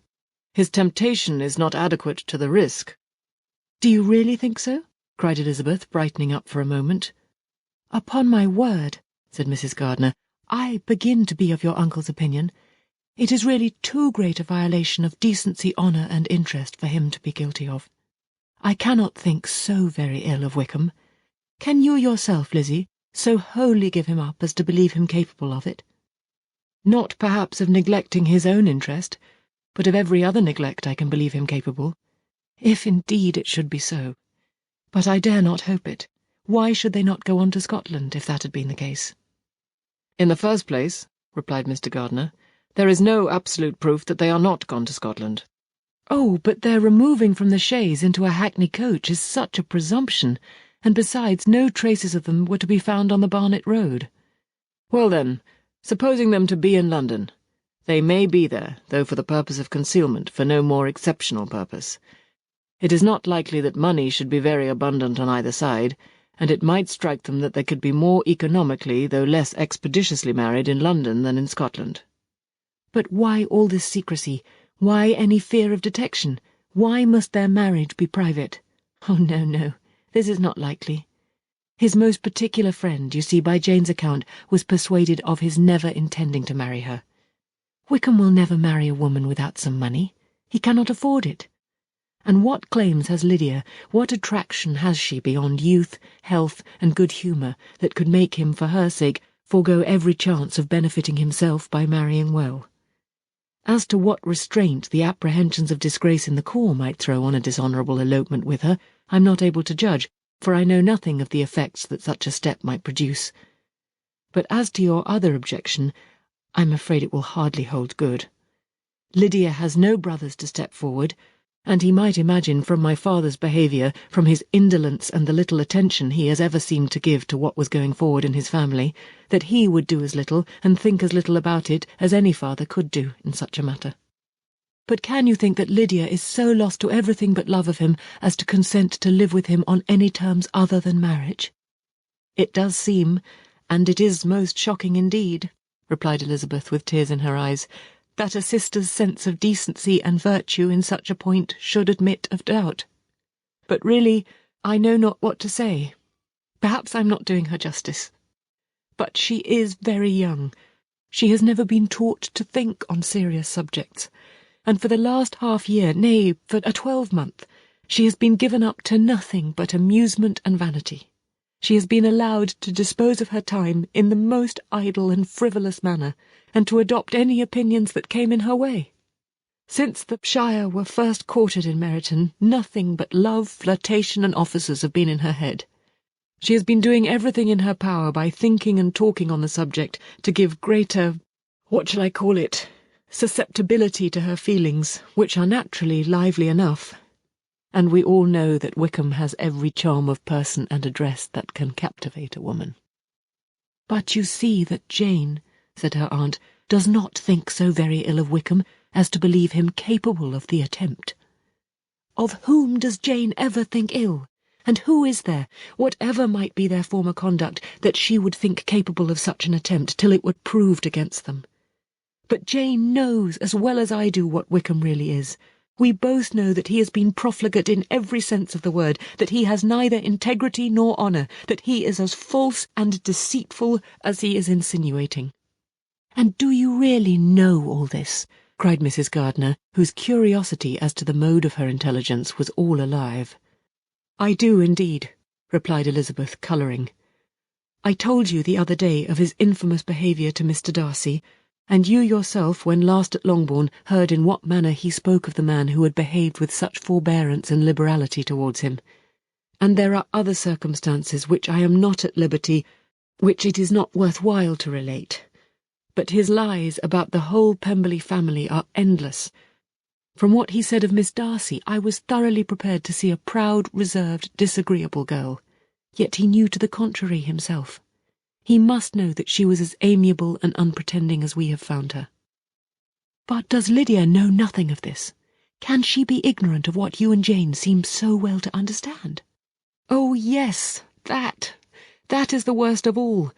Till I was in Kent and saw so much both of Mr. Darcy and his relation Colonel Fitzwilliam, I was ignorant of the truth myself, and when I returned home, the Shire was to leave Meryton in a week or fortnight's time.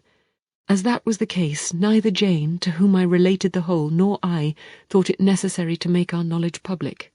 For of what use could it apparently be to anyone that the good opinion which all the neighbourhood had of him should then be overthrown? And even when it was settled that Lydia should go with Mrs. Forster, the necessity of opening her eyes to his character never occurred to me. That she could be in any danger from the deception never entered my head. That such a consequence as this could ensue, you may easily believe was far enough from my thoughts. When they all removed to Brighton, therefore, you had no reason, I suppose, to believe them fond of each other?" "Not the slightest. I can remember no symptom of affection on either side, and had anything of the kind been perceptible, you must be aware that ours is not a family on which it could be thrown away. When first he entered the corps, she was ready enough to admire him, but so we all were. Every girl in or near Meryton was out of her senses about him for the first 2 months, but he never distinguished her by any particular attention, and consequently, after a moderate period of extravagant and wild admiration, her fancy for him gave way, and others of the regiment who treated her with more distinction again became her favourites." It may be easily believed that however little of novelty could be added to their fears, hopes, and conjectures on this interesting subject by its repeated discussion, no other could detain them from it long during the whole of the journey. From Elizabeth's thoughts it was never absent. Fixed there by the keenest of all anguish, self-reproach, she could find no interval of ease or forgetfulness. They travelled as expeditiously as possible, and sleeping one night on the road, reached Longbourn by dinner-time the next day. It was a comfort to Elizabeth to consider that Jane could not have been wearied by long expectations. The little Gardiners, attracted by the sight of a chaise, were standing on the steps of the house as they entered the paddock, and when the carriage drove up to the door, the joyful surprise that lighted up their faces and displayed itself over their whole bodies in a variety of capers and frisks was the first pleasing earnest of their welcome. Elizabeth jumped out, and after giving each of them a hasty kiss, hurried into the vestibule where Jane, who came running down from her mother's apartment, immediately met her. Elizabeth, as she affectionately embraced her whilst tears filled the eyes of both, lost not a moment in asking whether anything had been heard of the fugitives. "Not yet," replied Jane, "but now that my dear uncle is come, I hope everything will be well." "Is my father in town?" "Yes, he went on Tuesday, as I wrote you word." "And have you heard from him often?" "We have heard only twice. He wrote me a few lines on Wednesday to say that he had arrived in safety, and to give me his directions, which I particularly begged him to do. He merely added that he should not write again till he had something of importance to mention." "And my mother, how is she? How are you all?" "My mother is tolerably well, I trust, though her spirits had greatly shaken. She is upstairs, and will have great satisfaction in seeing you all. She does not yet leave her dressing-room. Mary and Kitty, thank heaven, are quite well." "But you, how are you?" cried Elizabeth. "You look pale. How much you must have gone through." Her sister, however, assured her of being perfectly well, and their conversation, which had been passing while Mr. and Mrs. Gardiner were engaged with their children, was now put an end to by the approach of the whole party. Jane ran to her uncle and aunt and welcomed and thanked them both with alternate smiles and tears. When they were all in the drawing-room, the questions which Elizabeth had already asked were of course repeated by the others, and they soon found that Jane had no intelligence to give. The sanguine hope of good, however, which the benevolence of her heart suggested, had not yet deserted her. She still expected that it would all end well, and that every morning would bring some letter, either from Lydia or her father, to explain their proceedings, and perhaps announce their marriage. Mrs. Bennet, to whose apartment they all repaired, after a few minutes' conversation together, received them exactly as might be expected, with tears and lamentations of regret, invectives against the villainous conduct of Wickham, and complaints of her own sufferings and ill usage, blaming everybody but the person to whose ill-judging indulgence the errors of her daughter must principally be owing. "If I had been able," said she, "to carry my point in going to Brighton with all my family, this would not have happened. But poor dear Lydia had nobody to take care of her. Why did the Forsters ever let her go out of their sight? I am sure there was some great neglect or other on their side, for she is not the kind of girl to do such a thing if she had been well looked after. I always thought they were very unfit to have the charge of her, but I was overruled, as I always am. Poor dear child! And now here's Mr. Bennet gone away, and I know he will fight Wickham wherever he meets him, and then he will be killed, and what is to become of us all? The Collinses will turn us out before he is cold in his grave, and if you are not kind to us, brother, I do not know what we shall do." They all exclaimed against such terrific ideas, and Mr. Gardiner, after general assurances of his affection for her and all her family, told her that he meant to be in London the very next day, and would assist Mr. Bennet in every endeavour for recovering Lydia. "Do not give way to useless alarm," added he. "Though it is right to be prepared for the worst, there is no occasion to look on it as certain. It is not quite a week since they left Brighton. In a few days more we may gain some news of them. Until we know that they are not married and have no design of marrying, do not let us give the matter over as lost. As soon as I get to town I shall go to my brother and make him come home with me to Gracechurch Street, and then we may consult together as to what is to be done." "Oh, my dear brother," replied Mrs. Bennet, "that is exactly what I could most wish for. And now do, when you get to town, find them out, wherever they may be, and if they are not married already, make them marry. And as for wedding clothes, do not let them wait for that, but tell Lydia she shall have as much money as she chooses to buy them after they are married. And, above all, keep Mr. Bennet from fighting. Tell him what a dreadful state I am in, that I am frighted out of my wits, and have such tremblings, such flutterings all over me, such spasms in my side and pains in my head, and such beatings at heart, that I can get no rest by night nor by day.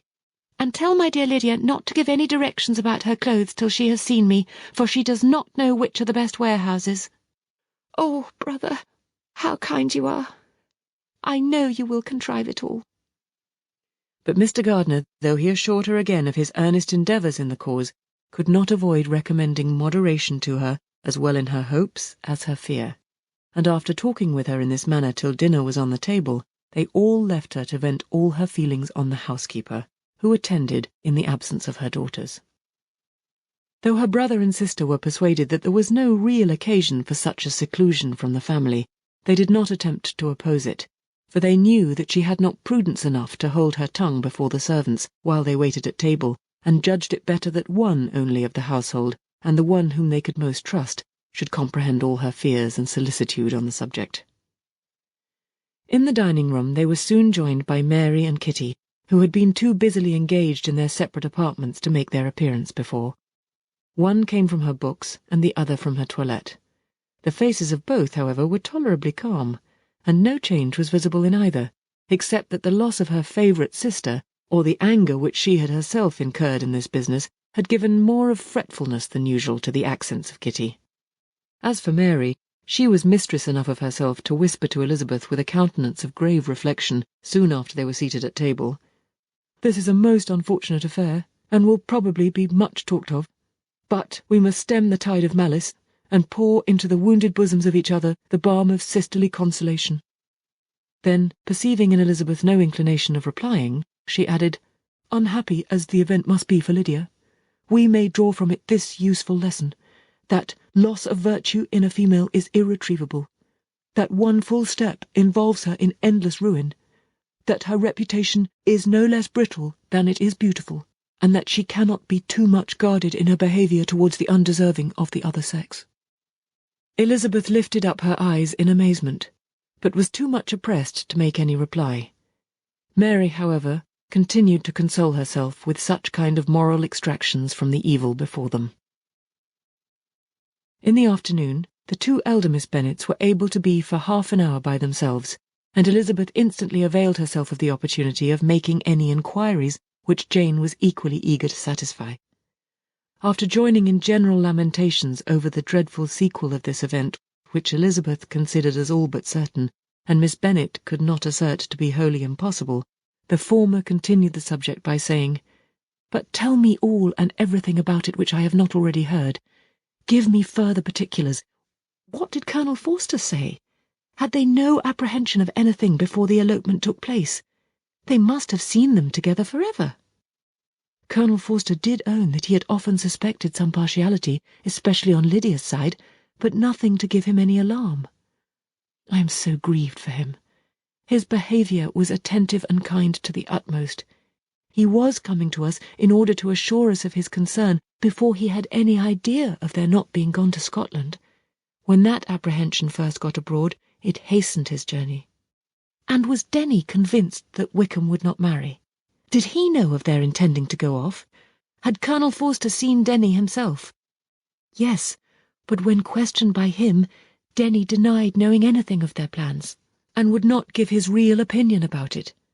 He did not repeat his persuasion of their not marrying, and from that, I am inclined to hope, he might have been misunderstood before. Until Colonel Forster came himself, not one of you entertained a doubt, I suppose, of their being really married. How was it possible that such an idea should enter our brains? I felt a little uneasy, a little fearful of my sister's happiness with him in marriage, because I knew that his conduct had not been always quite right. My father and mother knew nothing of that. They only felt how imprudent a match it must be. Kitty then owned, with a very natural triumph on knowing more than the rest of us, that in Lydia's last letter she had prepared her for such a step. She had known, it seems, of their being in love with each other many weeks.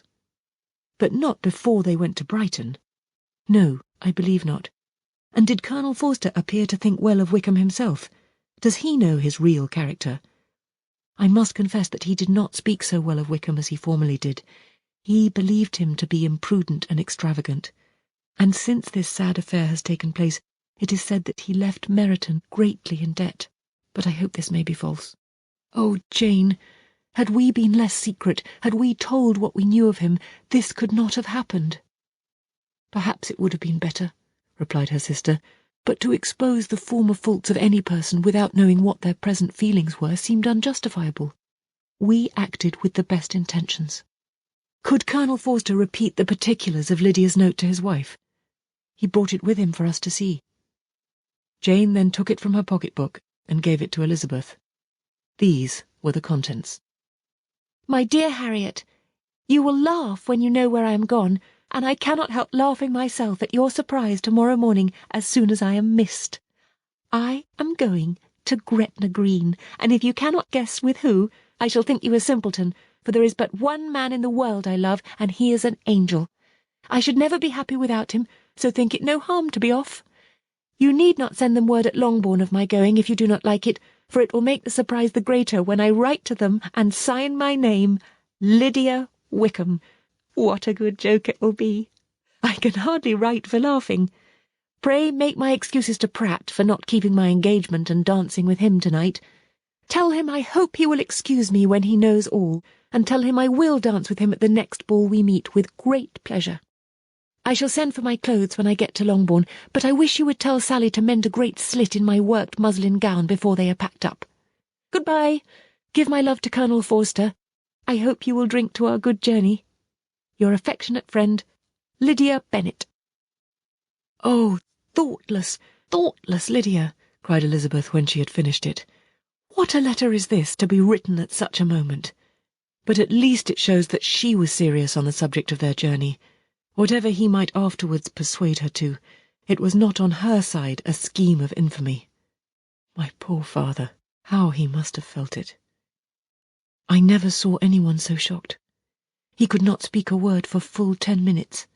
My mother was taken ill immediately, and the whole house in such confusion. "Oh, Jane," cried Elizabeth, "was there a servant belonging to it who did not know the whole story before the end of the day?" "I do not know. I hope there was, but to be guarded at such a time is very difficult. My mother was in hysterics, and though I endeavoured to give her every assistance in my power, I'm afraid I did not do so much as I might have done. But the horror of what might possibly happen almost took from me my faculties. Your attendance upon her has been too much for you. You do not look well. Oh, that I had been with you! You have had every care and anxiety upon yourself alone. Mary and Kitty have been very kind, and would have shared in every fatigue, I am sure, but I did not think it right for either of them.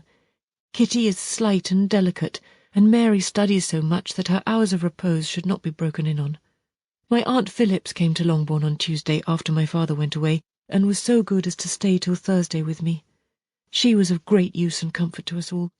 And Lady Lucas has been very kind. She walked here on Wednesday morning to condole with us, and offered her services or any of her daughters if they should be of use to us." "She had better have stayed at home," cried Elizabeth.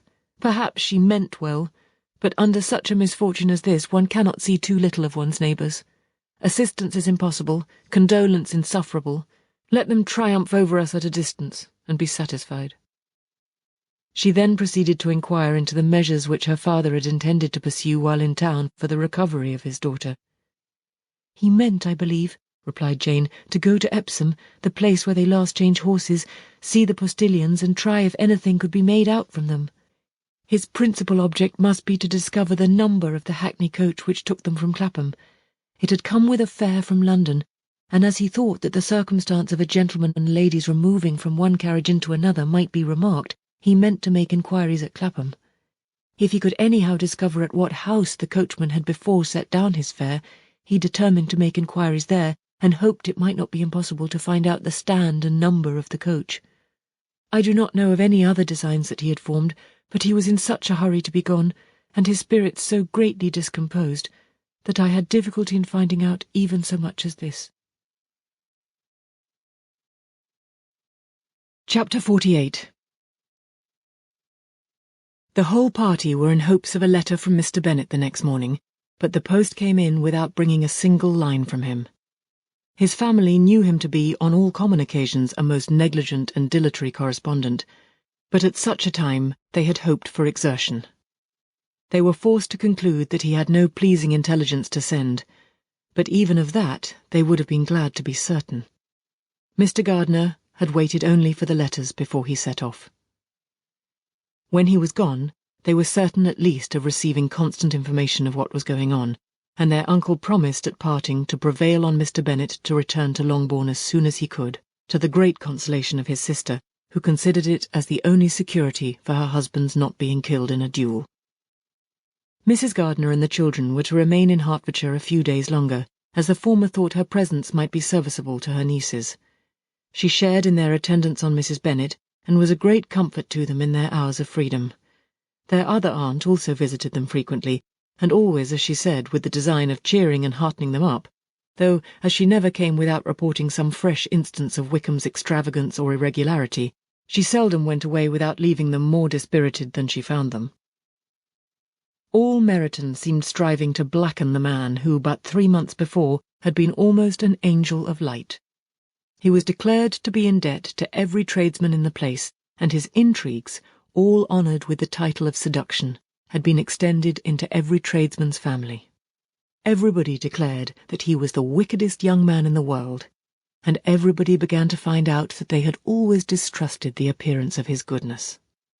Elizabeth, though she did not credit above half of what was said, believed enough to make her former assurance of her sister's ruin more certain, and even Jane, who believed still less of it, became almost hopeless, more especially as the time was now come when, if they had gone to Scotland, which she had never before entirely despaired of, they must in all probability have gained some news of them. Mr. Gardiner left Longbourn on Sunday. On Tuesday his wife received a letter from him. It told them that on his arrival he had immediately found out his brother and persuaded him to come to Gracechurch Street, that Mr. Bennet had been to Epsom and Clapham before his arrival, but without gaining any satisfactory information, and that he was now determined to inquire at all the principal hotels in town, as Mr. Bennet thought it possible they might have gone to one of them on their first coming to London before they procured lodgings. Mr. Gardiner himself did not expect any success from this measure, but as his brother was eager in it, he meant to assist him in pursuing it. He added that Mr. Bennet seemed wholly disinclined at present to leave London, and promised to write again very soon. There was also a postscript to this effect. "I have written to Colonel Forster to desire him to find out, if possible, from some of the young man's intimates in the regiment, whether Wickham has any relations or connections who would be likely to know in what part of town he has now concealed himself. If there were anyone that one could apply to with a probability of gaining such a clue as that, it might be of essential consequence. At present we have nothing to guide us. Colonel Forster will, I dare say, do everything in his power to satisfy us on this head. But, on second thoughts, perhaps Lizzie could tell us what relations he has now living better than any other person." Elizabeth was at no loss to understand from whence this deference to her authority proceeded, but it was not in her power to give any information of so satisfactory a nature as the compliment deserved. She had never heard of his having had any relations, except a father and mother, both of whom had been dead many years. It was possible, however, that some of his companions in the shire might be able to give more information, and though she was not very sanguine in expecting it, the application was a something to look forward to. Every day at Longbourn was now a day of anxiety, but the most anxious part of each was when the post was expected. The arrival of letters was the grand object of every morning's impatience. Through letters, whatever of good or bad was to be told would be communicated, and every succeeding day was expected to bring some news of importance. But before they heard again from Mr. Gardiner, a letter arrived for their father, from a different quarter, from Mr. Collins, which, as Jane had received directions to open all that came for him in his absence, she accordingly read, and Elizabeth, who knew what curiosities his letters always were, looked over her and read it likewise. It was as follows. "My dear Sir, I feel myself called upon by our relationship and my situation in life to condole with you on the grievous affliction you are now suffering under, of which we were yesterday informed by a letter from Hertfordshire. Be assured, my dear Sir, that Mrs. Collins and myself sincerely sympathise with you and all your respectable family in your present distress, which must be of the bitterest kind, because proceeding from a cause which no time can remove. No arguments shall be wanting on my part that can alleviate so severe a misfortune, or that may comfort you, under a circumstance that must be of all others the most afflicting to a parent's mind. The death of your daughter would have been a blessing in comparison of this, and it is the more to be lamented, because there is reason to suppose, as my dear Charlotte informs me, that this licentiousness of behaviour in your daughter has proceeded from a faulty degree of indulgence, though at the same time, for the consolation of yourself and Mrs. Bennet, I am inclined to think that her own disposition must be naturally bad, or she could not be guilty of such an enormity at so early an age. Howsoever that may be, you are grievously to be pitied, in which opinion I am not only joined by Mrs. Collins, but likewise by Lady Catherine and her daughter, to whom I have related the affair. They agree with me in apprehending that this false step in one daughter will be injurious to the fortunes of all the others, for who, as Lady Catherine herself condescendingly says, will connect themselves with such a family? And this consideration leads me moreover to reflect, with augmented satisfaction, on a certain event of last November, for, had it been otherwise, I must have been involved in all your sorrow and disgrace. Let me then advise you, dear sir, to console yourself as much as possible, to throw off your unworthy child from your affection for ever, and leave her to reap the fruits of her own heinous offence. I am, dear sir, etc., etc. Mr. Gardner did not write again till he had received an answer from Colonel Forster, and then he had nothing of a pleasant nature to send. It was not known that Wickham had a single relationship with whom he kept up any connection, and it was certain that he had no near one living. His former acquaintances had been numerous, but since he had been in the militia, it did not appear that he was on terms of particular friendship with any of them. There was no one, therefore, who could be pointed out as likely to give any news of him. And, in the wretched state of his own finances, there was a very powerful motive for secrecy, in addition to his fear of discovery by Lydia's relations, for it had just transpired that he had left gaming debts behind him to a very considerable amount. Colonel Forster believed that more than £1,000 would be necessary to clear his expenses at Brighton. He owed a good deal in town, but his debts of honour were still more formidable. Mr. Gardner did not attempt to conceal these particulars from the Longbourn family. Jane heard them with horror. "A gamester!" she cried. "This is wholly unexpected. I had not an idea of it." Mr. Gardner added in his letter that they might expect to see their father at home on the following day, which was Saturday. Rendered spiritless by the ill success of all their endeavours, he had yielded to his brother-in-law's entreaty that he would return to his family, and leave it to him to do whatever occasion might suggest to be advisable for continuing their pursuit. When Mrs. Bennet was told of this, she did not express so much satisfaction as her children expected, considering what her anxiety for his life had been before. "What, is he coming home, and without poor Lydia?" she cried. "Sure he will not leave London before he has found them. Who is to fight Wickham, and make him marry her if he comes away?" As Mrs. Gardner began to wish to be at home, it was settled that she and the children should go to London at the same time that Mr. Bennet came from it. The coach, therefore, took them the first stage of their journey, and brought its master back to Longbourn. Mrs. Gardner went away in all the perplexity about Elizabeth and her Derbyshire friend that had attended her from that part of the world. His name had never been voluntarily mentioned before them by her niece, and the kind of half-expectation which Mrs. Gardner had formed of their being followed by a letter from him had ended in nothing. Elizabeth had received none since her return that could come from Pemberley. The present unhappy state of the family rendered any other excuse for the lowness of her spirits unnecessary. Nothing, therefore, could be fairly conjectured from that, though Elizabeth, who was by this time tolerably well acquainted with her own feelings, was perfectly aware that had she known nothing of Darcy, she could have borne the dread of Lydia's infamy somewhat better. It would have spared her, she thought, one sleepless night out of 2.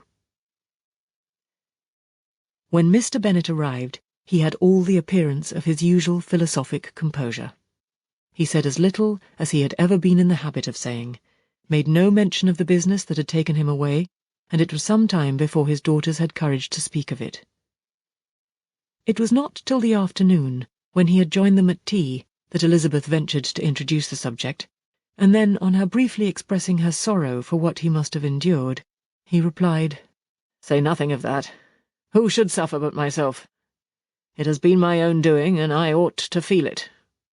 "You must not be too severe upon yourself," replied Elizabeth. "You may well warn me against such an evil. Human nature is so prone to fall into it. No, Lizzie, let me once in my life feel how much I have been to blame. I am not afraid of being overpowered by the impression. It will pass away soon enough." "Do you suppose them to be in London?" "Yes, where else can they be so well concealed?" "And Lydia used to want to go to London," added Kitty. "She is happy then," said her father dryly, "and her residence there will probably be of some duration." Then, after a short silence, he continued, "Lizzie, I bear you no ill will for being justified in your advice to me last May, which, considering the event, shows some greatness of mind." They were interrupted by Miss Bennet, who came to fetch her mother's tea. "This is a parade," he cried, "which does one good. It gives such an elegance to misfortune. Another day I will do the same. I will sit in my library, in my nightcap and powdering gown, and give as much trouble as I can, or perhaps I may defer it till Kitty runs away." "I am not going to run away, Papa," said Kitty fretfully. "If I should ever go to Brighton, I would behave better than Lydia." "You go to Brighton. I would not trust you so near it as Eastbourne for £50. No, Kitty, I have at last learnt to be cautious, and you will feel the effects of it. No officer is ever to enter into my house again, nor even to pass through the village. Balls will be absolutely prohibited unless you stand up with one of your sisters, and you are never to stir out of doors till you can prove that you have spent 10 minutes of every day in a rational manner." Kitty, who took all these threats in a serious light, began to cry. "Well, well," said he, "do not make yourself unhappy. If you are a good girl for the next 10 years, I will take you to a review at the end of them."